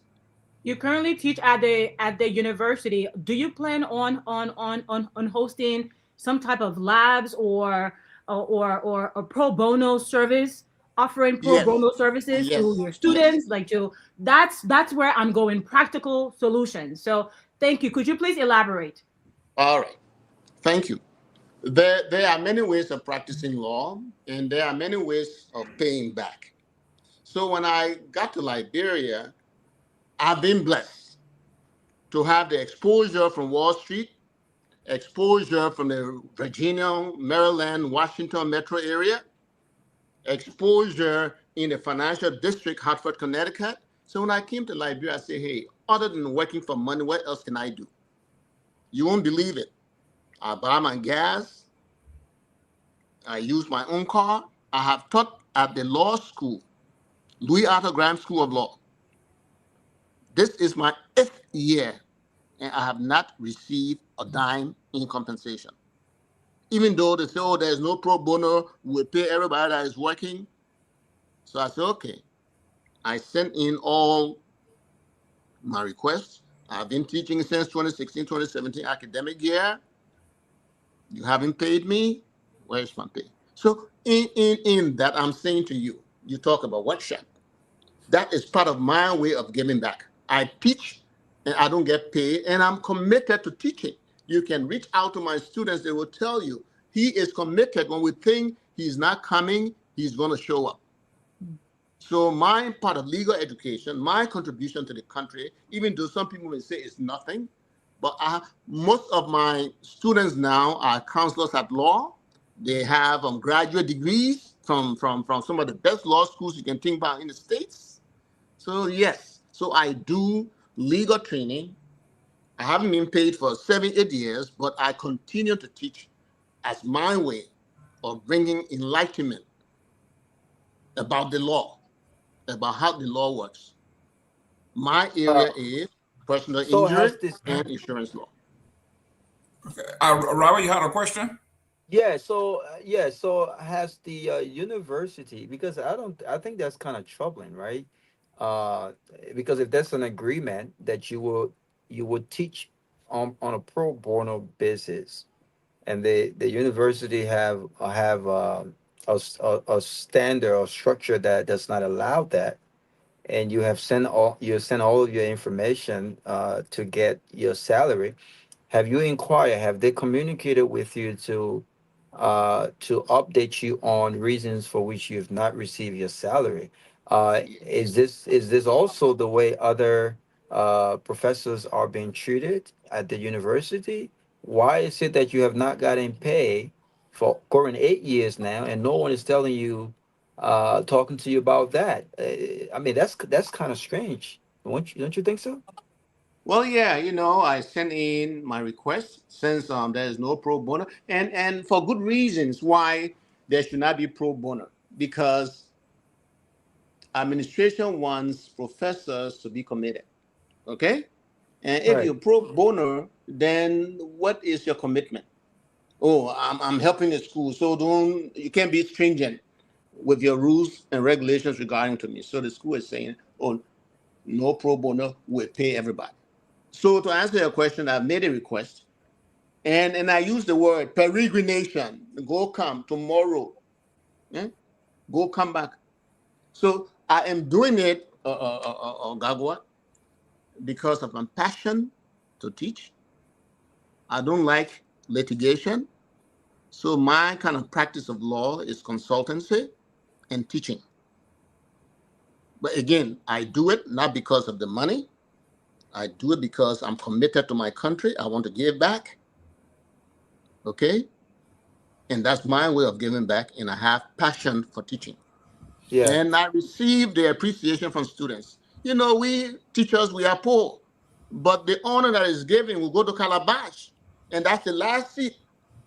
So my, oh, prof, can't sit down. That's the kind of satisfaction I get. Oh, prof, I took the exam because of the background and foundation you gave me. I did very well. That is my appreciation. And that appreciation is greater than money.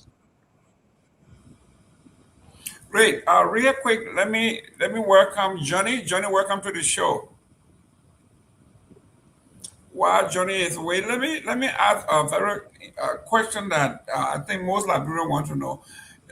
Now that you have uncovered or have actually told us what we knew all along, we the little people, that there is a kink, and I'm trying to be as generous and politically correct as I can, that non-Liberians are entering our law schools, they are taking the bar exams, they are practicing, they are taking seats that belong to Liberians.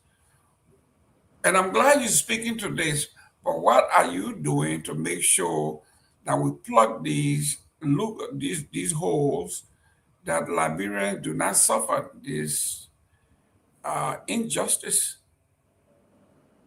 You see, sometimes, you know, if even there is new regulation to check on that, there are certain people who were grandfathered, okay? And because they were grandfathered, I think Professor Kehleboe Gongloe challenged Namudiki, the partner of Sanon, who have similar way of practicing law in such an absurd manner. Sanon partner. Councillor Gongloe, Professor Gongloe challenged him and said, look, you are not eligible to practice law in Liberia. But again, Supreme Court made a decision that it was not the bar's authority. It was the court's authority to regulate the practice of law in Liberia. Okay, so there are some of these folks, bad apples, that were grandfathered. Okay, so again, what are we doing? We have a bar association that is very aware of what happened in the past. And I'm sure, I'm not in administration, but I'm a member of the bar. I'm sure based on the terrible experiences we are having as a result of people who are not patriotic, loyal to the country, entering into the practice. Some of these guys, they come and do damage to the country and take their bags and go back to Sierra Leone and Nigeria. They have nothing to lose. So I'm sure the Bar Association, we now have a new president, Joa Lawson, Councillor Joa Lawson. Okay, she's aware of some of these issues that we are discussing here tonight. And definitely they have strong committees on grievance, on ethics, and they will look into some of these things and find solution to that.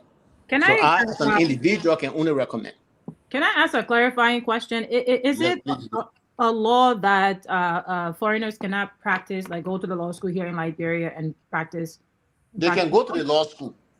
But can they practice? Like, is there prohibitions against practicing law in Liberia legally? There's prohibition against a foreigner practicing law in Liberia. So when you become a citizen, you can practice law.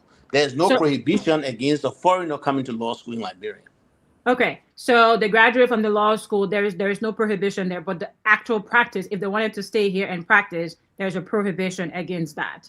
Yeah, you can naturalize, then you can practice. But as a foreigner, no, you can't practice. Okay, do we know, for example, these Sanons, like, do we know if they're naturalized citizens or no? I have no clue. I'm just hearing that this man is from Sierra Leone.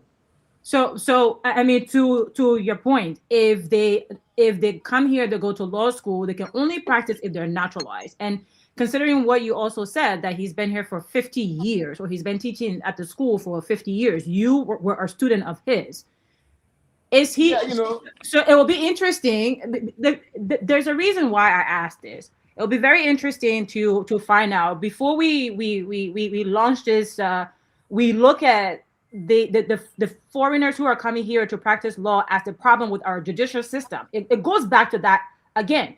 Because even if they're foreigners and our legal system recognizes them, I mean, a fine of $500, like it's fairly laughable. It's comical, right? If our legal system recognizes them as law practicing or as legal minds and having the right to practice and honors or be influenced by them, is it really on the Sierra Leoneans or the Ghanaians or the Nigerians? I know, not Or is necessarily. really on wait, or is really on our systems, or is really on our judges who are easily influenced and frankly who are corrupt? Well, again, I understand. Sanon says one day he's from Lofa, the next day he's from Cape Man. So I'm really trying to figure where he's really from. So perhaps somewhere along the way, he naturalized, or he just slipped through the cracks. But you have to be from somewhere. My mother is from Maryland. My dad is from Nima. So if I'm asked, I know exactly where I'm from. I can be, dated that. Oh, I'm from Lofa. Then next day, oh, I'm from Cape Man. You have to know where you're from. But I guess he went through the system. He naturalized somewhere along, or he slipped through the cracks. But he's a practitioner and recognized by the Supreme Court as a practitioner. From the school of thought, for some people who say, hey, when you have dual citizenship, your loyalty is divided. And, maybe people from that school of thought, maybe it makes sense. So then, are you an American citizen? You want me to answer that question here? Yes, I am an American citizen. So I really appreciate your mind, and hopefully one day like we can cross paths. I'm asking these questions in very much good faith because it really bogs my mind when we have these conversations around dual citizenship. Is good for thee, not for I, right? Or is good for I, not for thee.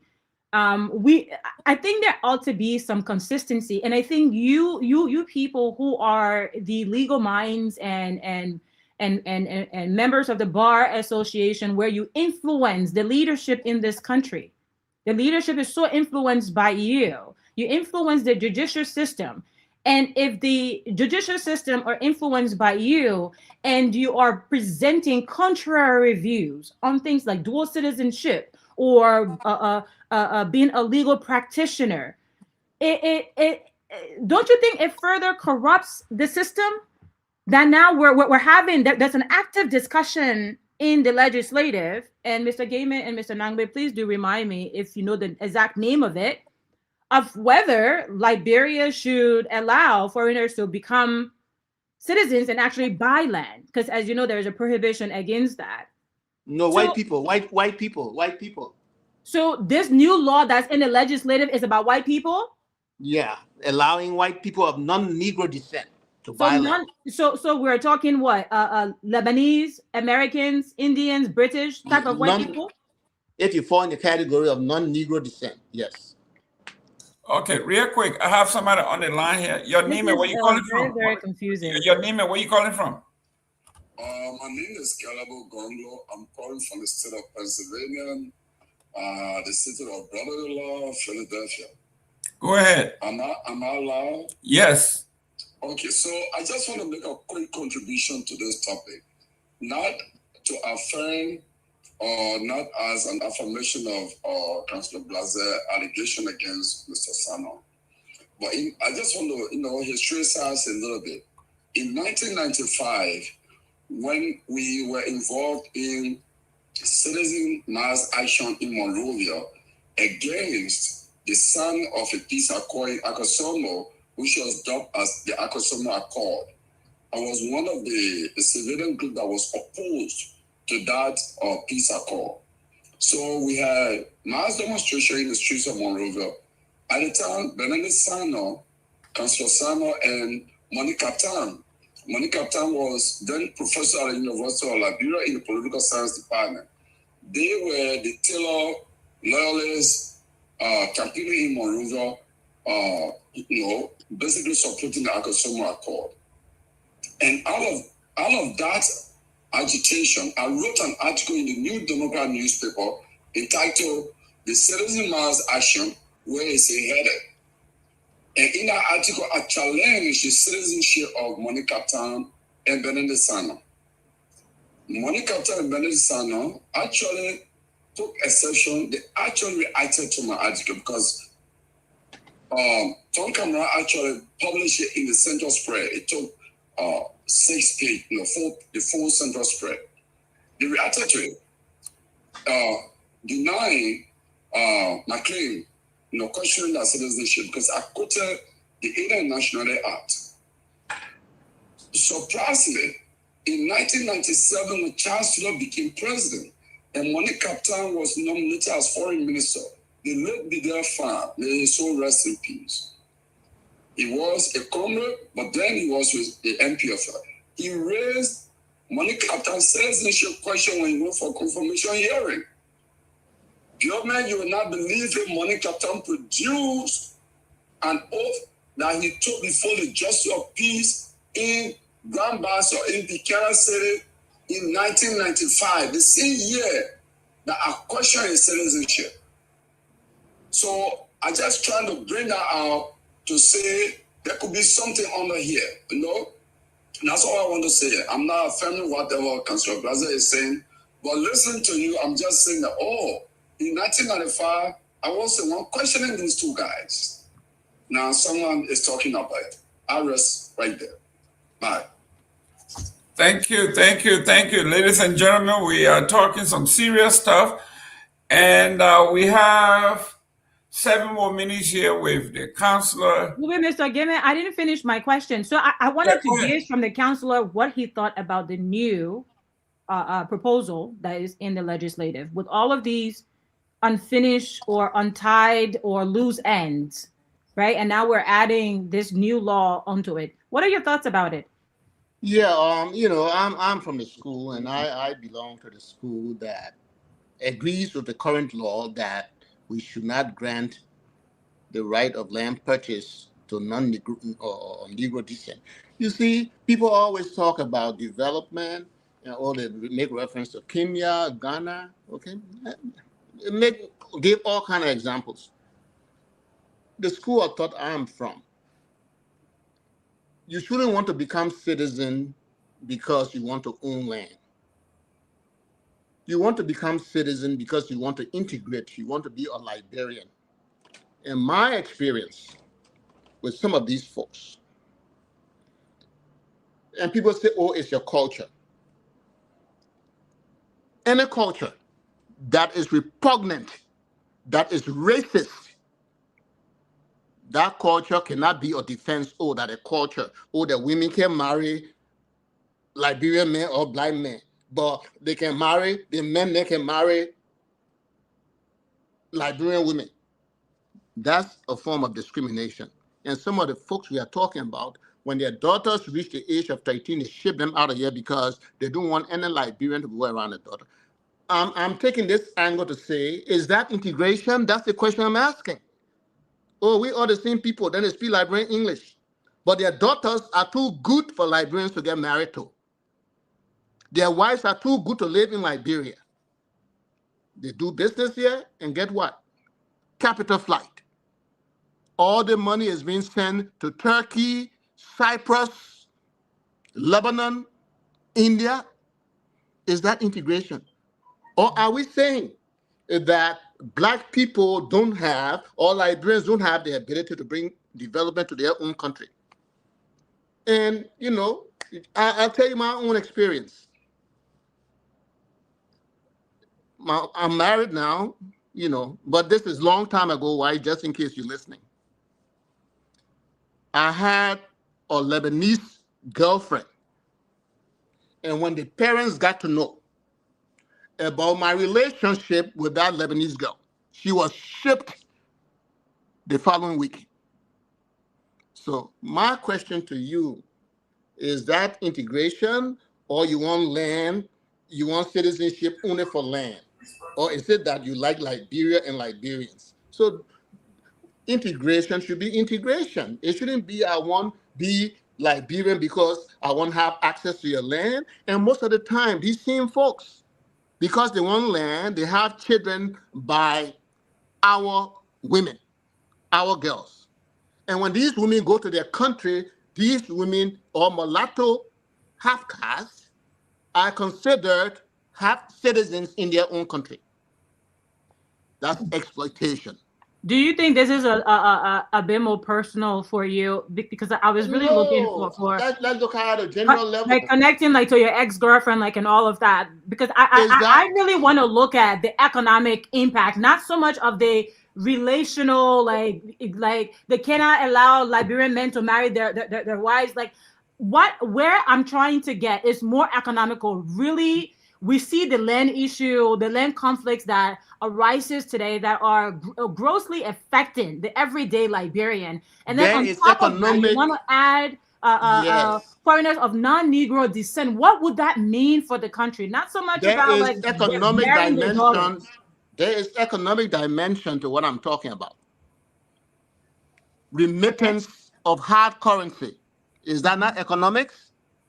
That is economic. So they're also going to have, they also own the business sector or the business industry because they influence our legislative, they bribe them, they sponsor campaigns, they influence our leadership. So when they now have the judiciary in their pockets, they have the legislative in their pocket, they have the executives in their pocket, and you give them citizenship, that is the bigger economical catastrophe that we stand to face, because now what's to stop them from going and buying the whole of Cardwell or the whole of Robert Sport? Can they not do that now?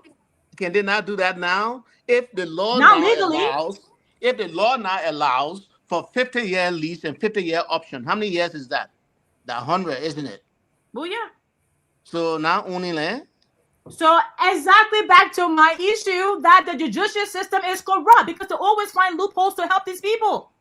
So is it not corrupt? Are you still arguing, counselor? Are you still arguing that the judicial system is not corrupt when they find the legal maneuvers, they find the loopholes? The judicial system does not. The judicial system does not make law, except when we go back to the history and come to the common law jurisdiction.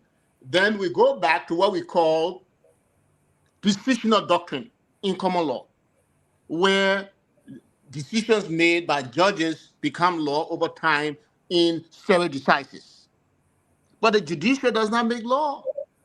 It is the legislature that are responsible, that branch of government that is responsible for making law. But all I'm saying is, when we are integrated as one, then I'm saying there is more economic benefit that can come out of that. Okay? Liberia is my home. Whatever I have is for Liberia.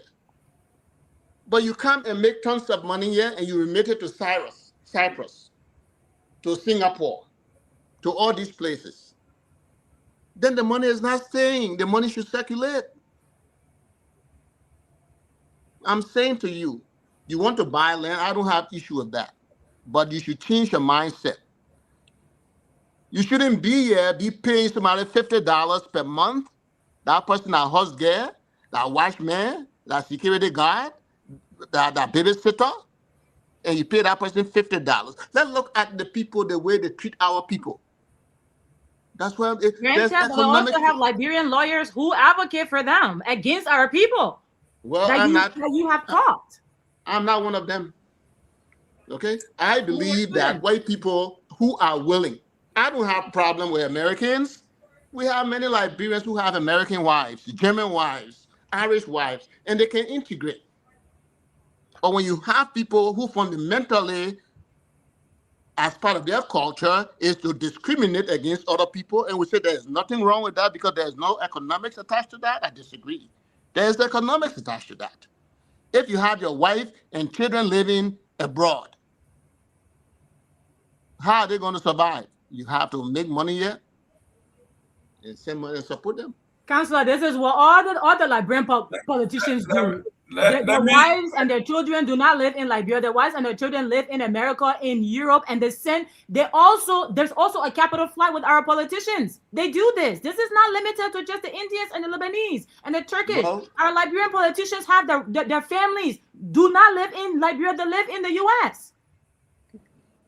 And I'm just saying, my angle of this whole thing is you want to integrate, integrate. You don't want to integrate, don't integrate. And my definition of integration is no discrimination. And that's where my problem is.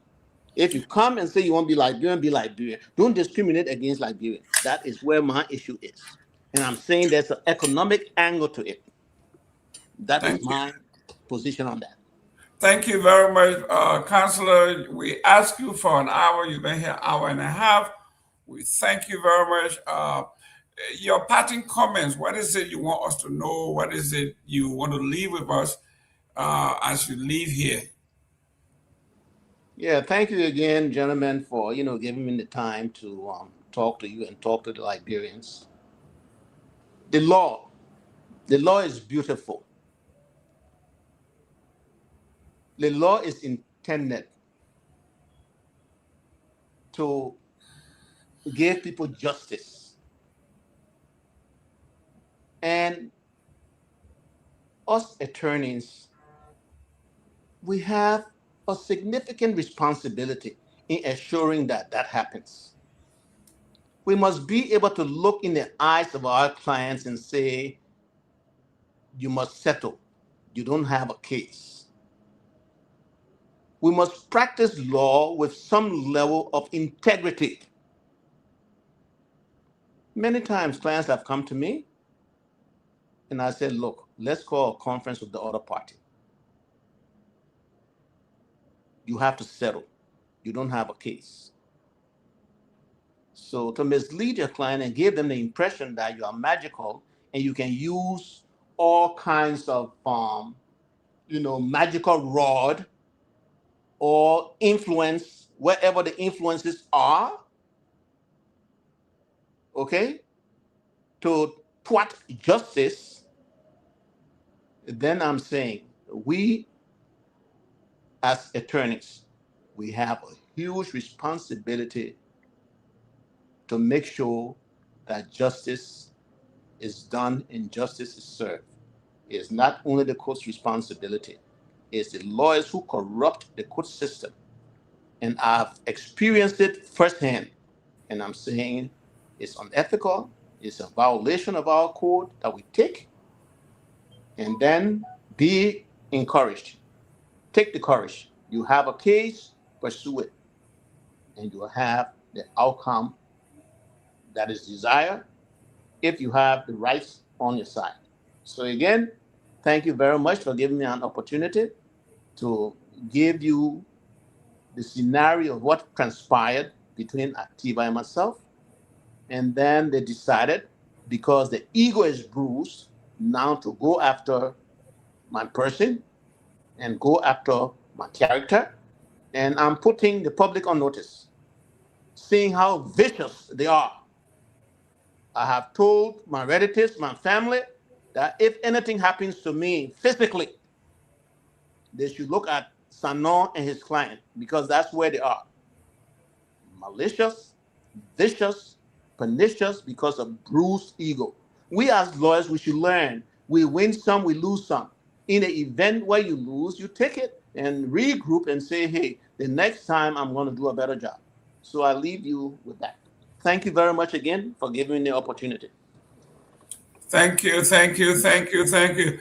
Ladies and gentlemen, you have listened to the pains and suffering of our Liberian, something that our people have endured. The little people who have no power, a person who owns, who have worked and bought one lot. My water, they talk about how sold her bitter ball and pepper for years and bought one lot. Only to be told that our lot now belongs to someone else. Even though she had the original deed, she have had her land for years. Someone comes up and says, this now belongs to me. And you take your deed to court.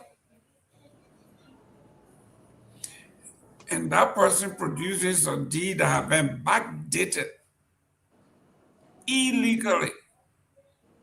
But because you are mouth-water and you don't have the money, you don't have the know-how, you don't have the power, you don't have the influence, you don't have the connection, you can't fight. You go to the court and the court tell you, like he said, I forgot the name of the word he used, but basically you are meandering, you are go come, until you finally say, you know what, I leave my with God. That word is peregrination. Yes, if you could just spell it for me, Victor. You please text it to Victor so we can learn something new. I don't want that sound like bastard to me too hard, but we will learn that word. It's a legal terminology. We'll learn it. Instead of going come back, you see, even the word is so hard, man. What I can pronounce it, I just leave it with God. Peregrination. I'm not going to go there. There's nothing in Basakor that got a peregrination or in Mandingo or that. So you know what? I'll just leave it with God. But this is what we are talking about. But you'll tell the man to drop off now. He's already his closing. I just told him he's free to leave whenever he feels. Yeah, please. All right. Oh, thank you again. Yeah. All right. Take care, sir. I am going to pull up this article again. And I love this editorial. It says a nation that cannot settle a common lot dispute between people cannot lay claim to her own borders. I mean, I'm keeping this article everywhere I go. I look at it because it is so poignant and germane to our everyday life. And if you can have someone who is grounded in law, a permanent citizen of Liberia, who has money, has everything, is being railroaded like this, where you are in Brussels and you put your ATM card in the machine and it's declined. And you take it out, you put your other one is decline, the third one decline. You say, but what's going on? Only to find out that somebody has garnished or frozen your account without your knowledge. That's power. That's illegal power.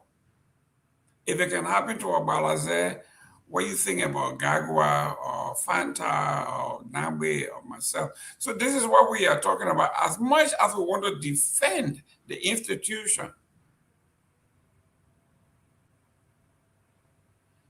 there are some decisions, there are some acts that are just indefensible. The Supreme Court ruled that what was happening in the lower house were ultra-virus. The Attorney General of the Republic, the lawyer for the country, wrote his own decision overriding the Supreme Court of Liberia's decision. This is Liberia, but I have talked too much because we have said this. I guess the Latin method ad nauseum. We've been saying it until I want to throw up, I want to puke. Liberia is a land where the common man cannot get victory. And the lawyer of a man like Balazer is speaking the truth, yet and still he's fearing for his life. He is saying, I am saying it in public to my children, to my family and friends. If something happens to me, look nowhere else. This is a powerful man saying this. Just imagine Victor Nagbe, a man way back behind God in Barabo, is that Grand Crew or Grand Says, somewhere there.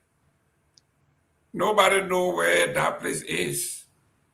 If a Balazer who is grounded in law, Maryland, yes, is telling the folks, My life, they are after me or could be after me. My life is in danger. My life could be in danger.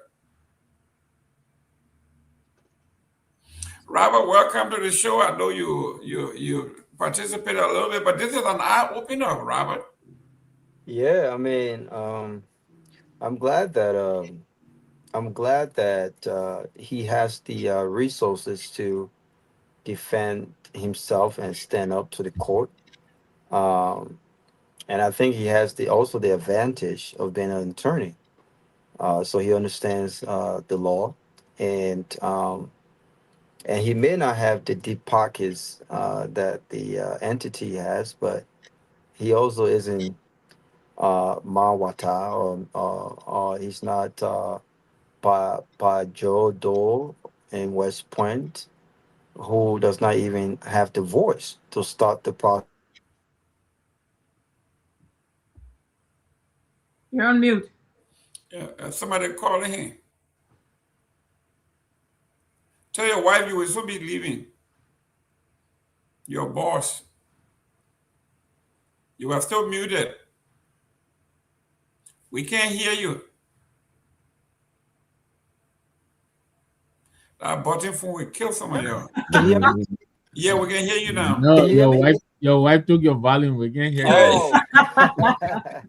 No, I'm at the office. But he's not. He's not part John Doe and anyone else. So I'm glad he was able to stand up.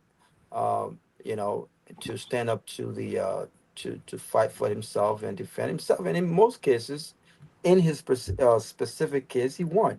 But like Fanta was saying, a lot of the regular Liberian who don't have the resources to even acquire the lawyers, and even if there are lawyers that will accept certain cases on a pro bono, these people don't even have the connection to get their story out there, to get the attention of these lawyers that are willing to help. Um, and so I'm glad he won that. It is an eye opener.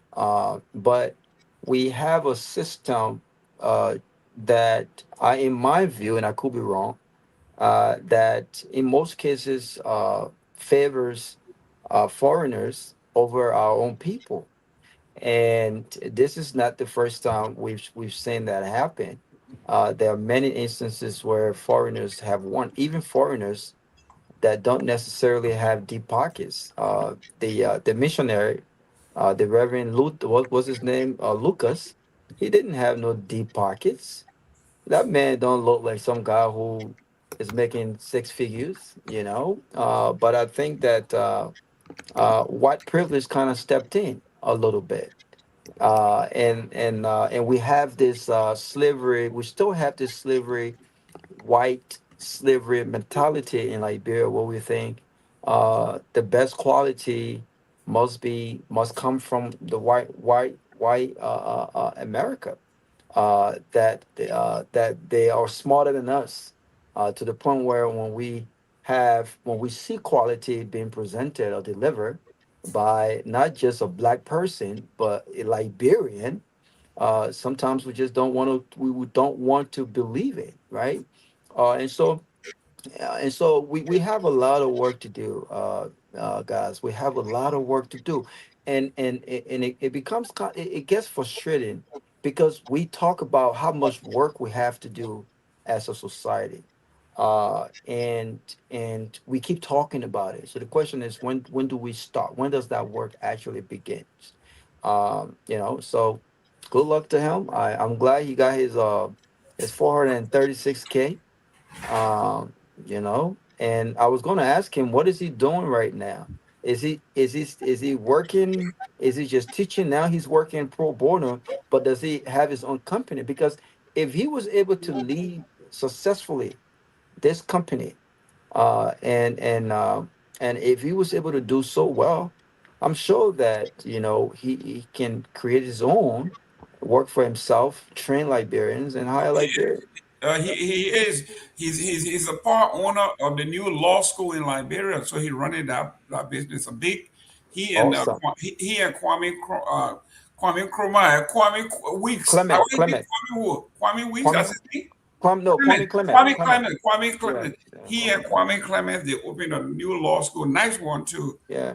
And they are running it. I was fortunate to have hosted a show where they debuted the school and the layout, everything else, and it turned out to be a very good venture. Yeah. It's historic to have another law school in Liberia outside of Arthur Grant Law School. That's improvement. Where there's competition, there's always improvement. And they're gonna compete with the author Lord Graham School, because when you listen to this professor talking about working for 8 years with no pay, that's troubling. So imagine what, and I mean, and I'm sure he doesn't really care because he has other sources of income. But imagine professors that are not as fortunate as he is, right? That are not consistently in a timely manner getting paid from the University of Liberia. It goes back to the budget we talk about, right? But our politicians are living the best of lives in the country, right? Our teachers, doctors. These are very, very important elements in our society. They're not only getting paid peanuts, but they're not getting paid consistently. So for 8 years to be working, even though they have a rule that says there's no pro bono, and he's still showing his commitment by showing up in classrooms and teaching, and imagine what's happening to other professors. Victor, Johnny is in the bag. I think it's been almost 10 minutes. Okay, Victor, I want you to take a crack at this. All his pay for 8 years, where has that money gone? That's a good question. That's a good question. And that's what I kept asking. Yeah. I hope he has my cigar when I come down tomorrow. But look, the way his contract was structured, and he's paid well. He didn't disclose it, so I won't. But his contract was that for every year he worked, he had 3 months of benefits to be paid to him. He was there for 8 years, so I think that's a calculation he was doing. When you work that out, it comes to around $17,000 a month. So I think by Liberian standard, I think that was pretty okay, pretty decent. So he's in consultancy now. I think he did help found the Liberia School of Law, but I think he might be teaching there. But he's putting more time into consultancy now. He works, has his offices in Heritage Partners Associate. This is the law firm established by T. Nibaliwano, my good friend, young brother. That's where he is. But I have to agree with Fanta, and I understand, he's my brother-in-law. I get it. He's an officer of the court. But Fanta has a very solid point. I think too often you go to court in Liberia, you find the system is rigged. And it is a fact. I understand he will not contradict the court because he's an officer of the court, but she has a point. Too often you go to the court, you don't find the justice that you go to look for. I mean, it's a network in Liberia, the legal system. I'm sorry, but it is a fact. It is rigged. Very often you go there, even when you're on the right side of the law. It's about who you know and how you can connect yourself to the winning side. That is a fact, and I hope something will be done. I mean, I saw him. I would almost give him the press award. At one point, he is telling us that Sana was able to go into the court and influence the court to issue a new exit Republica on him, garnishing his without giving him due process. How is that possible? And yet, he's affirming his faith in the legal system. John Palmer, Wisdom, John Rest. I think that's the situation. Yeah. He would tell me we'll talk about it in a bit, but he's a decent guy, and I'm happy. That I think this case is coming to an end. I think he's been made whole. Let me thank TCA for the opportunity. That's what I have to say about that, Jerome. I pass it on. Like I said, Delvey and Jane here have been busy tapping. I ain't even gonna talk to them. So I'm biased in this case. What are they case. saying over there? Delvey say she walking, but beat people when you say Yeah, you said something about when it hits the reach and connected in Liberia, then it hurts. I don't even know what she mean by that, but I'm not gonna speak to that. But let's, thank you. When you're ready to, we can go to the other top. Yeah. Let's talk about the way.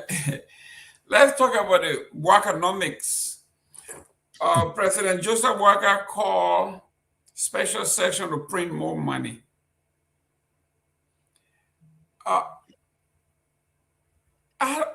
I mean, I just couldn't wrap my head around it. But before we go to that, let's talk about the Liberian Police Department's assertion that all of these high-level managers, after going back and doing background check, finally figure out that even though they have made it to top management level, they should now go back to basic training. I've never in my lifetime ever heard. I know one of the apologists here said, yes, was a competence evaluation is normal. I don't know where you got that word from. What country? I've been in management all my life. I have seen performance review. Nobody has ever said competence review. You come in here, you are qualified, you got your bachelor's degree, 5 years experience, and all checked out. You get a job, then someone come and tell you, say, competence review. I never heard of that in management. So this person has to be a pay agent who is here to say anything to back what is wrong. Because I know, and you know, making it up to top management means you have worked through the ranks. And if you are not competent, how do you get promoted on a several administration, not on because these positions are non-political. They're supposed to be professional positions. So all of a sudden now, the new boss, Sadatu, said most likely they're using her because she's a female to chew their pepper, putting her now to say, these guys or these girls are not qualified. They should not go back to re-entry. Nagbe, I never heard this, and I think this, even though this is a developing story, it is alarming. Yeah, I don't know if I've ever heard this, Jerome. And to put this in context, what these people are going to work for the LDEA, this belegal institution. I think you saw the arrest yesterday or today in West Point. Did you see that video? And I was saying to myself, okay, do we need crowd control? I mean, it is like so many things that I could see.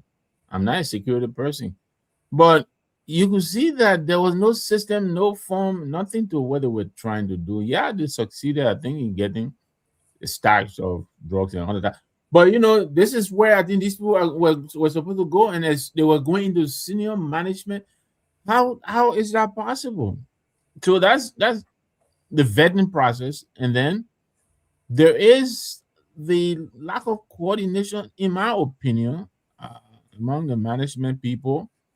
How did these people get sent to where this Sadatu? Ellen Reeves, I think the deputy there. How did it get there? I mean, how are they vetted? And especially, I think the LDE right now is more busy than even the Liberian National Police. I mean, we see all these cases cropping up here and there. So I'm confounded by this, as we all indicated here. I could understand if they were coming in as entry-level people. I could understand that and say, okay, they will train them. But these people were specifically coming into the senior management layer of LDEA. Where did they come from? Have they been working within the LDEA? How did they get considered for this training? I really don't have an answer here, Jerome. I'm baffled by this. And now they put it in the public. And the LDEA is noted for the public fights. They always bring their things in the public. this is where these people were going. So I can't make sense of it. Maybe Fanta and Robert can help us make it make sense. I don't know. But I'm just really kind of, I think it exposes the inner belly of some of these things we know that are holding, government generally. And I don't think this is specific to this particular government, but it is happening right now under the watch of Joseph Boakai. And so we'll talk about that in that context. Robert, this is very strange. It says here, and I whew, in too much to unpack, eh? Yeah, because in the United States, to be member of the police or anything, you have to go through the academy, right? And you graduate from the academy and you become an officer. Then after 5, 6, 10 years of working, you have been promoted several rank, and then someone tells you, listen, you are not qualified. You have to go now from management. Now you got to go to re-entry. To me, it's like, listen, I need space for my partisans, and we don't have any means to employ them. So we are going to tell all of these guys, we demote you. Basically, we're asking you to quit because there's no way that Robert Garguah is going to go from manager of a hotel to go be a door guy because they say he's not qualified. They're either asking you to quit, they don't want you there, because they know you got no remedy. There's no court that will listen to you. You don't have money to go fire. So they can just do this to people. They are asking these people from top management to go back to entry level, because some guy who support the police department here said if the person fails the competence evaluation, they need to be demoted. I never heard anything like this, but Robert, this is what's happening. It's the breaking news. I don't know, why would someone do something like this? Yeah, I still need time to kind of like re up on it, but I'm not surprised, Mr. Jerome. And this things like this has become the norm in Liberia, and it's unfortunate, right?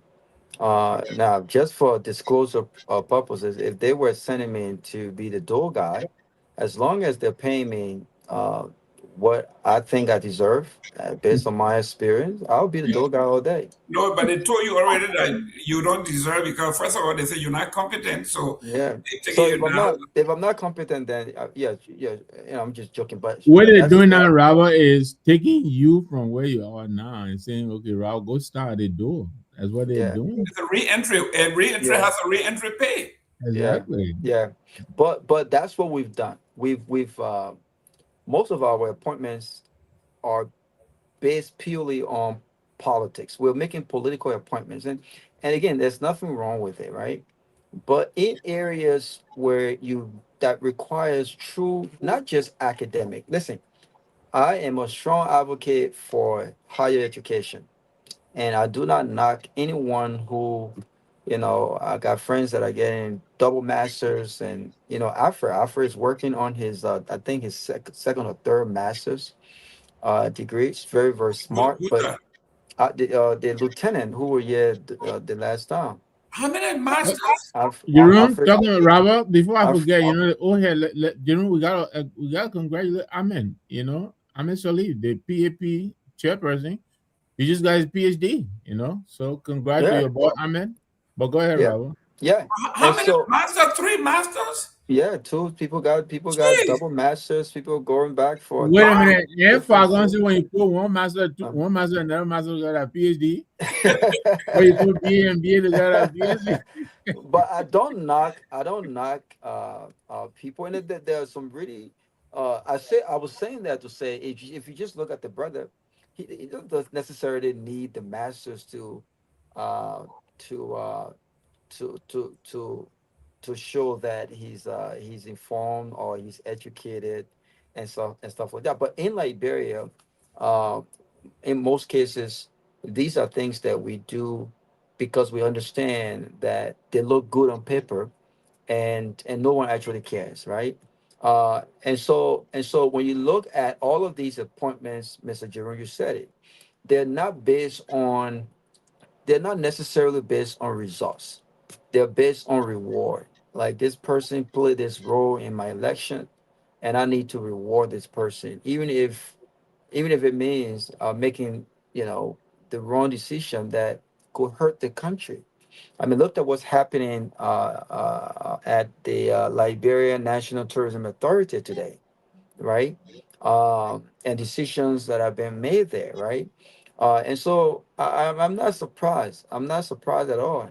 It's unfortunate, but those guys will have to. They will have to take their losses and and wait until the next election. But we need to change this mindset. We need to change this, because if we don't change this is going to hurt us. Government, we don't have a functioning private sector. We do not.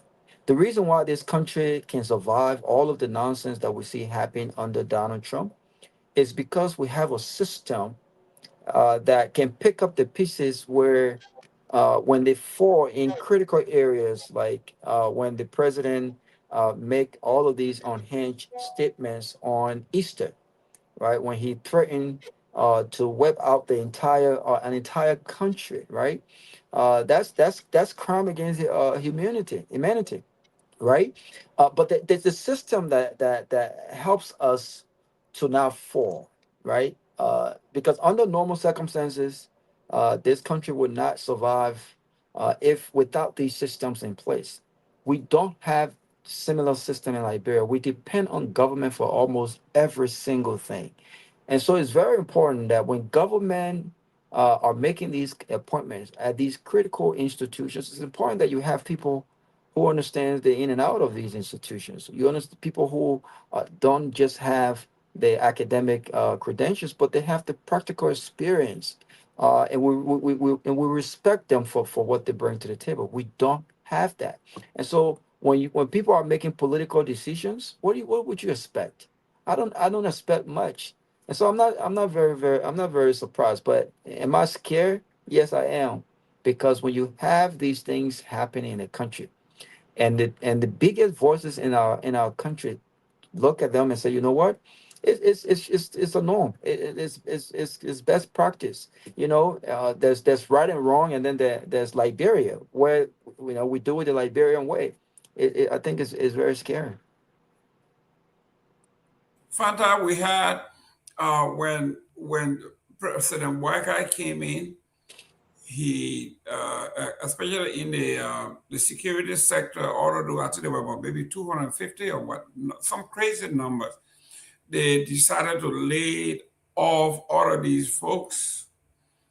Some of these folks were there when Wakai was vice president, so they have institutional knowledge. Well, they needed those positions for partisan, so they lay everybody off. They said they were not qualified. They put this qualification thing and they laid off all of those APS guy, whatever the name is, EPS folks. And in the office of the secretary, the gentleman who says he is Minister of State Minister of State for Presidential Affairs, said that McGill overhired in that office. So they laid off 750 people, and then they turned out hiring 800. So basically, this is a means of cleaning house. By doing that, you wipe out institutional knowledge, people who have worked in the system for years that know, that can carry the system. You wipe them out and you bring your friends and party loyalists who absolutely know nothing or have no idea. So these are the things that are happening. We're just talking about a whole group of folks made it up to senior management. They are going for training and they show up and you tell them, listen, you don't belong here. You need to go back to not to even be retrained, but to go back to entry level. I never heard that before. So I have two folds. I'm going to address this in two folds. Since today is the day of big words, peregrination. Yes. And all of that. That's a disease that can kill you. When you die from peregrination. I die from peregrination. They're going back and forth and look and kill you. I'm telling you, some people can get frustrated and seriously die from chasing some that land kisses. They will die that during they all get frustrated and that land just become just like that. I mean, we see it every day. So yeah. I mean, like a part of my family been fighting like land kisses for at least over a decade, approaching 2 decades. So the court system is very rotten. But my big word of the day is orcophobia. You know, Liberia is a very orcophobic state. And what is that? People who don't eat okra? Not eat okra. I was about to ask her to define that for Yeah. We reject self. We reject everything own. We reject everything native in preference for foreign, and also we are very xenocentric. Yeah, that's the slavery mentality. Yeah, we are very, very xenocentric, and the word for that, the main word for that is orcophobia. You know, we have this tendency to reject everything owned. It is not appealing. It doesn't appease. It is disgusting, and I mean.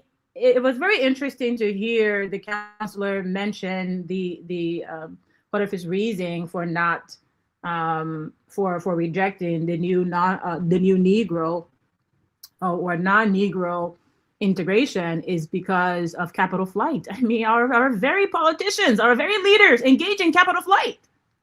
They are the primary people who engage in capital flight. Like they just said openly, they have houses in Dubai and China and Ghana and Switzerland. So that cannot be the reason for why we do not want to integrate other foreigners. We have to come up with a better reason than that. And I really think it doesn't even have to be complicated. It's just really because there's going to be a disadvantage to the local people. And we could really see some gross economical disadvantages happen, and we really should avoid it because of that. So having said that, Mr. Nagbe, it's sweet for these people. I since we cannot wake up Liberian people diplomatically, let's wake them up aggressively. I don't have nothing. I'm not losing a sleep over them being fired. Because all along, all your life, you have been a paper pusher. You have never had the audacity to stand up for what's right, thinking that your paper pushing was going to save you. And you realize that no, you can paper push for 30 years. You can paper push for 20 years. You can paper push for a decade. It would never save you. One day, they're going to come for you too. Because I'm sure back then when they were coming for the other people, you didn't say anything. You didn't stand up. Where were these people who have climbed their way up to management? Where were they when the others years ago were getting fired for the same reason? Did they speak up? Did they speak up for them? I don't think so, Mr. Nagbe. I don't think so, Mr. Gayman. I don't think so, Mr. Garguah. They did not speak up for them. So I don't have a sympathy for them. Because if you cannot speak up for John, Paul, when it's your turn, you think John's going to come speak up for you? My voice is for the voiceless. My voice is not for the privileged.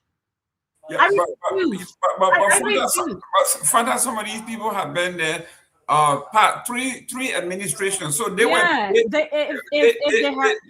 did not replace anybody. From what I'm hearing from based on the press release, they went through the process. So these people have looked the other way when it comes to disadvantages, when it comes to oppression, when it comes to doing the right thing. They have looked the other way. You can't be in an entity, a security entity that engages on a daily basis in gross violations of the everyday people. What have you done? What have you said? Where is the record of you speaking out? So now that you're getting fired, when the transport ministry employees were getting fired, what did you say about it? What did you say? You did not speak up. You know, there is a famous There's a very famous poem. It's called First They Came, right? I think it goes something like this, and please keep me honest. First they came for the colonialists. First they came for the socialists. I wasn't a socialist, so I did not speak up. Then they came, let's say I'm adopting it. Then they came for the Muslims. I wasn't a Muslim, so I didn't speak up. Right? Then they came for the loyalists. I wasn't a loyalist, so I didn't speak up. And then they came for me. And there was no one left to speak up for me. Look it up. This is the reality of our world. Whether it's the Trump era or the boycott era or the Ellen era, who are speaking up?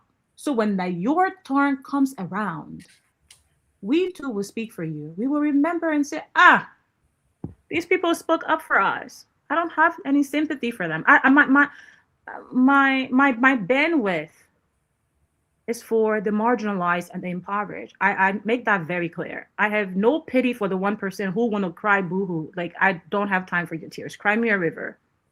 Let me go to Mr. Nagbe. Cry me a river. Cry me a river.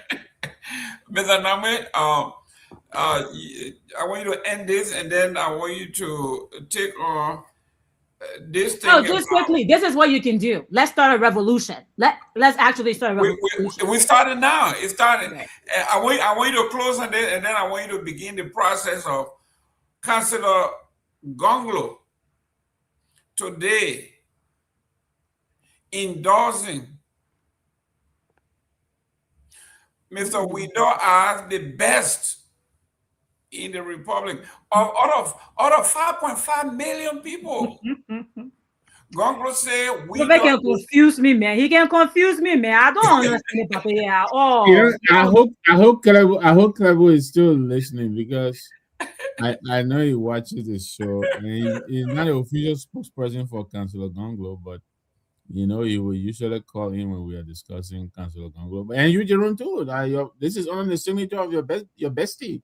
Oh, Yankwes is it. Yankwes is a scientist. So yeah, on the issue with the LDA, you know, the way they're being recommended to the entry level, it suggests to me that these people may not have been with the agency at all. That's what it implies to me. I mean, I could be wrong, but you know, they're not even the modern, let's say, one grade level or something.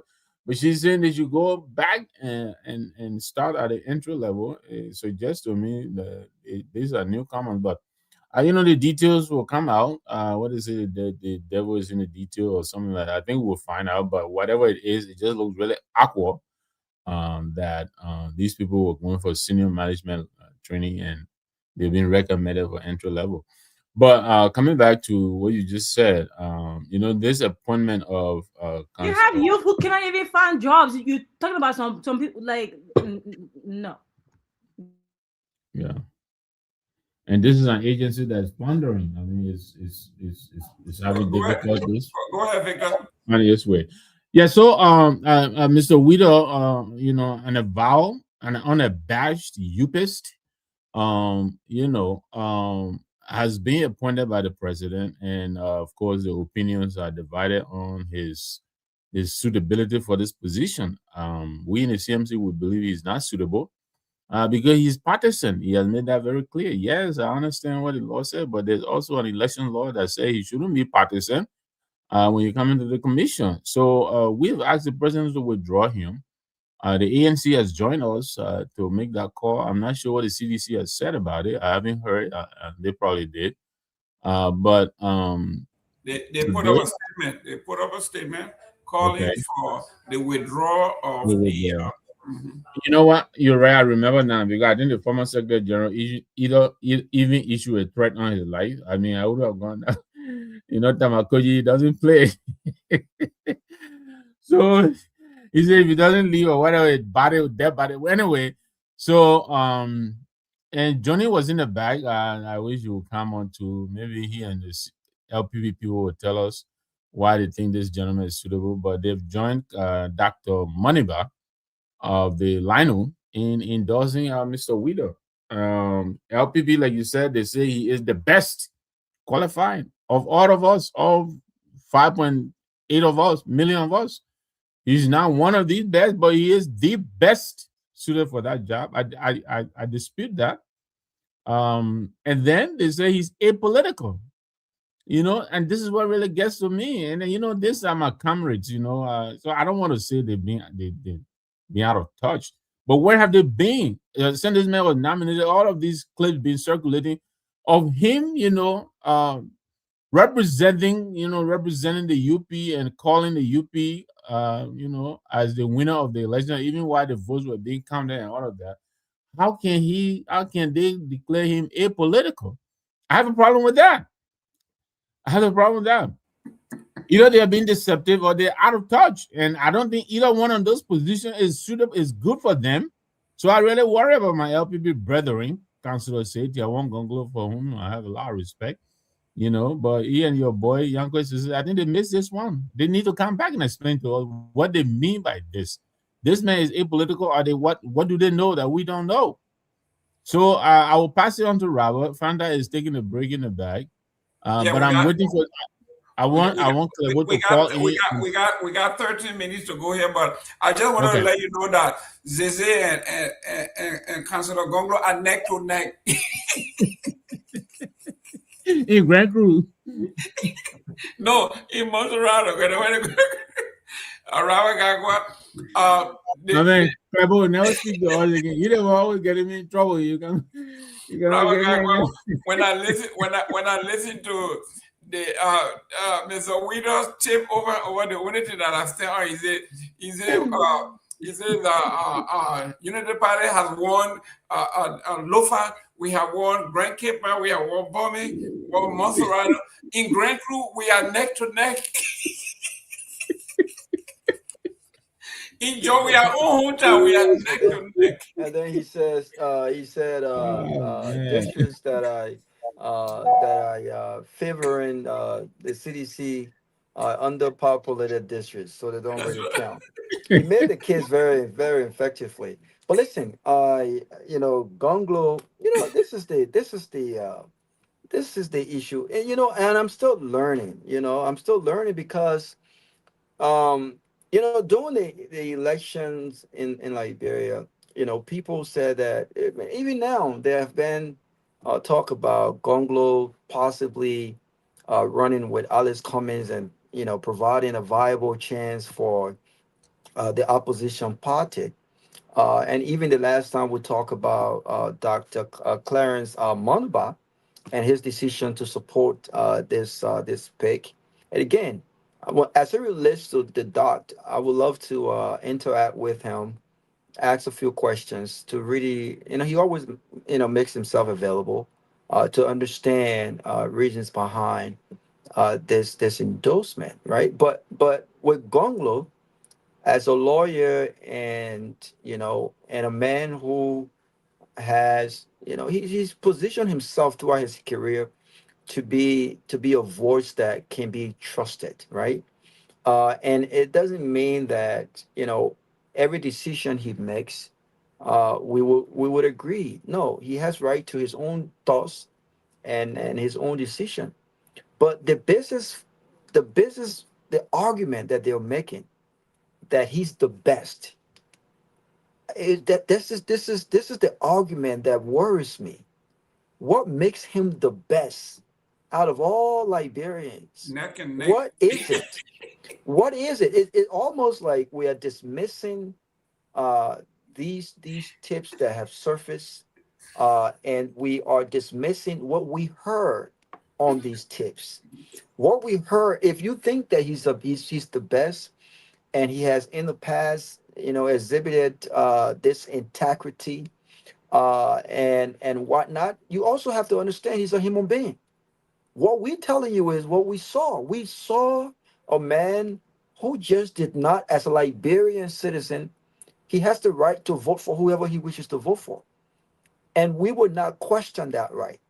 But this is a man who, from all indication, has a soft spot for Unity Party.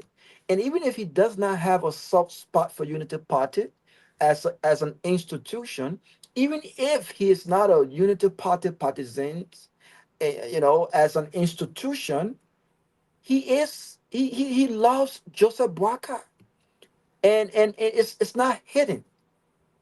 It shows that he loves this man. So how can you erase any possible doubts in the in an election, because this election 2029, I think, is a very important election. I think perhaps will be one of the most consequential elections in the history of our country. We are talking about passing the torch on to the possibility of having new political leadership in the country with Joseph Boakai on his last run. He's old. He does not have the strength to carry it on as he did 40 years ago. And we're also talking about the possibility that one of the most popular political figures in the country could decide to run or not. So that brings to bear other political voices in the country. It's a very important election, and there are also elements within our political dispensation who wishes to keep Joseph Boakai there because they understand this is their only path to maintaining power. And then he takes a guy who clearly loves him to say, well, I think he's the best. He's the best fit to lead that election. And so I would love to hear them make the argument logically, and not just statement. One last point I want to make. I continue to say, Mr. Jerome, that the opposition worries me. And I'm shocked. I'm shocked at the level. The opposition has been so nonchalant. I've never seen in the history of Liberian politics, especially given what Unity Party did under the last administration. They were on the backs of George Weah from day one. This is what you call hit the ground running. They hit the ground running. They did. They did. To see how relaxed the opposition is, to see the number of passes that they've given this government. I mean, imagine when George Weah House was being demolished to be rebuilt or renovated. These guys didn't care. Today, our own friends and our brothers are making an argument that, well, come on, man. The president has worked for 2 years. You mean to tell me he doesn't have money to build a warehouse for his foundation? But if the foundation is an institution, why do you need the president income to build a warehouse? If the foundation is operating as an independent entity, why is it that the entity cannot build its own warehouse from its own budget and be transparent about it? This very government they're doing these things, but they're also going after the former first lady, questioning whether or not personal or public funds were used for the foundation that she has. But the opposition, they just think this is okay. They're not speaking out. And so, in as much that we're criticizing this government for not connecting with the Liberian people, for not having press conferences on all of these key issues, whole day they are press release. The opposition are doing the same thing. They're releasing they're issuing press releases too. Since this situation came up, how many of them are making rounds on radios talking about this, buttressing reasons why this nominee needs to be withdrawn? How many of them have appeared on this show to talk about these issues? Who are the communication arms of the opposition? All of the parties are issuing statements here and there. I mean, the opposition looks disjointed. And I'm not saying they should come together just because they want to defeat Joseph Boakai. I've already objected to that idea. What I am saying is they have not done what they should do to truly hold this government feet to the fire. And it will be very interesting to see if they are this natural in holding this government feet to the fire. I wonder the energy that's going to happen on the campaign trail, because these are critical issues that need voices today. These are critical issues that need voices today. So all of these press releases, the other CDC release press on calling the WIDA withdraw. What happened if they were to have press conferences? What happened if the opposition were to have a joint press conference, right? Talking about why this is not a safe pick, why this is a dangerous pick. What would happen? But that's Liberia. We'll see what happens. Maybe these shows will get more interesting in 2028. Everyone wants to appear, everyone wants to talk. And maybe the opposition at that time will kind of gain its motivation. But as it looks right now, Unity Party has been given the passes that I never thought the opposition would have given them, especially the CDC. Excellent. Fanta, it's our time to go home. When you were in Cathedral, kindergarten, how you used to say, what was it, a lullaby for a recess? No, not recess, it's time to go home, right? It's your closing, so we can gather here by 8:30. If only as under 1 minute of Jerome, another Republican chip has fallen. Wisconsin, the mayor there. Just so you know. Man, sign of things to come for the midterm. Go ahead, yeah, from that side. We just won the election in Georgia. You didn't say nothing about that. Yeah, but what did you expect? Listen, this is a redneck. No, what's the location? You're not winning in Atlanta, though. Yeah, you're not winning in Atlanta. You keep over here. You're not winning in You're running all over the place. But don't throw out Georgia name out there like all over the place. you We take that that seat. you're not expected to win. I told you, Major Breeze. Gabble. We take the seat. We take the seat. You were drinking but no one expected otherwise, Mr. No, you guys. Yeah, you guys were saying it now. We don't put you behind. She in a redneck state. We don't put you behind. Now you talking about where that redneck. Also, you remember Georgia, but you don't remember Mar-a-Lago. You don't remember Mar-a-Lago, but you know Georgia. Yeah. Fanta close, man. Let's leave the people here. You're not gonna answer. Mar-a-Lago too close. There is no such thing as Mar-a-Lago, Mr. Mar-a-Lago too close. I can't see close. One day we're talking about Mar-a-Lago. I got my side. I got adequate close. My close. Yes, I can only see far away. I can see close. Oh, okay. All right. I'll give you bifocal. Next time you go by the Father, go ahead, man. Don't mind you guys. Yeah, Liberia is in a very critical position right now. The people who are supposed to be standing on top of the mountain and speaking out for her are the ones in bed with the people who are abusing her. And therefore, you have this sort of equilibrium where one party is completely nonchalant because they are directly or indirectly benefiting from the chaos and the exploitation. And so that was the nonchalant, huh? Oh yeah, of course. And you don't even need to do like extensive like academic research. It's so blatant. It's so in our faces. I mean, you only need to go to like your social feeds and you see, oh, but I thought it was supposed to be, and they're like, buddy. It is what is it? Peregrination. The dilly-dally is just, yeah. When he said they get you Huawei. The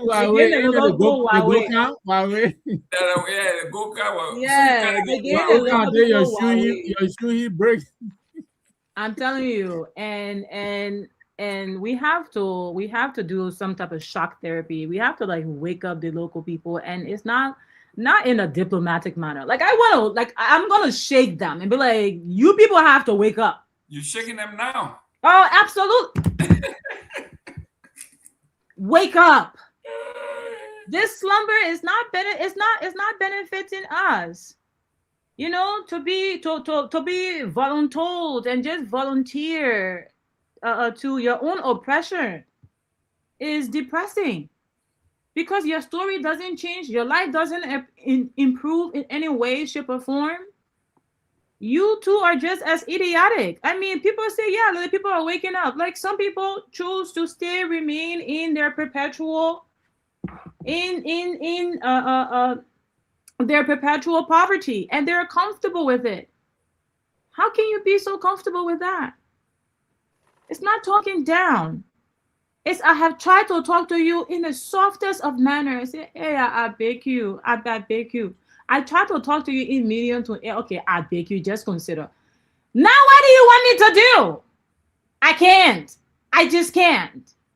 Mawata, wake up. I beg you. Wake up, or tomorrow, that land that you have worked so hard to purchase, they're going to take it from you. I mean, we're seeing that they're breaking people's houses down left and right, manipulating the system to their own benefit. So it's very sad when you have an acclaimed lawyer speaking about his confidence in the judicial system. You know, it's very disappointing when you see someone like Kehleboe Gongloe advocating or supporting such nominations. These people are in bed with the ruling party, and they're all fake. They're fake and gay. I want Liberians to really pick up this term. Let's start calling these people out. They're fake and gay. They're fake and they're gay. That's why we're seeing the level of chaos as we are today. It is not normal, so we should not normalize it. We should reject it. This preference for everything foreign is better. Even our own people, they get into power. That's the very first thing that they do is steal, lie, cheat. It is not sustainable. So you are afraid of, oh, the big people will do this, the big people will do that. The big people better get a Vaseline out, because now someone bossing out coming can start happening. Now someone thing will happen. Oh, ha. Hey, yeah, they should absolutely get ready. Look, nobody advocating to breaking like any laws, but if the laws are not working, the laws needs to be overhauled. Absolutely. Exactly what needs to happen. And so we need to overhaul the system, and to do that, we have to be disruptive. That's exactly what we have to do. These oppositions, like the no names, they're all in bed with the ruling party. They are all of them, not one of them, all of them. And it's sad. Thank you. I just want to add, Generation Liberia is going to put that flagpole in the ground. We're coming for the capital. We're going to disrupt the system, because this is the generation that is going to change Liberia.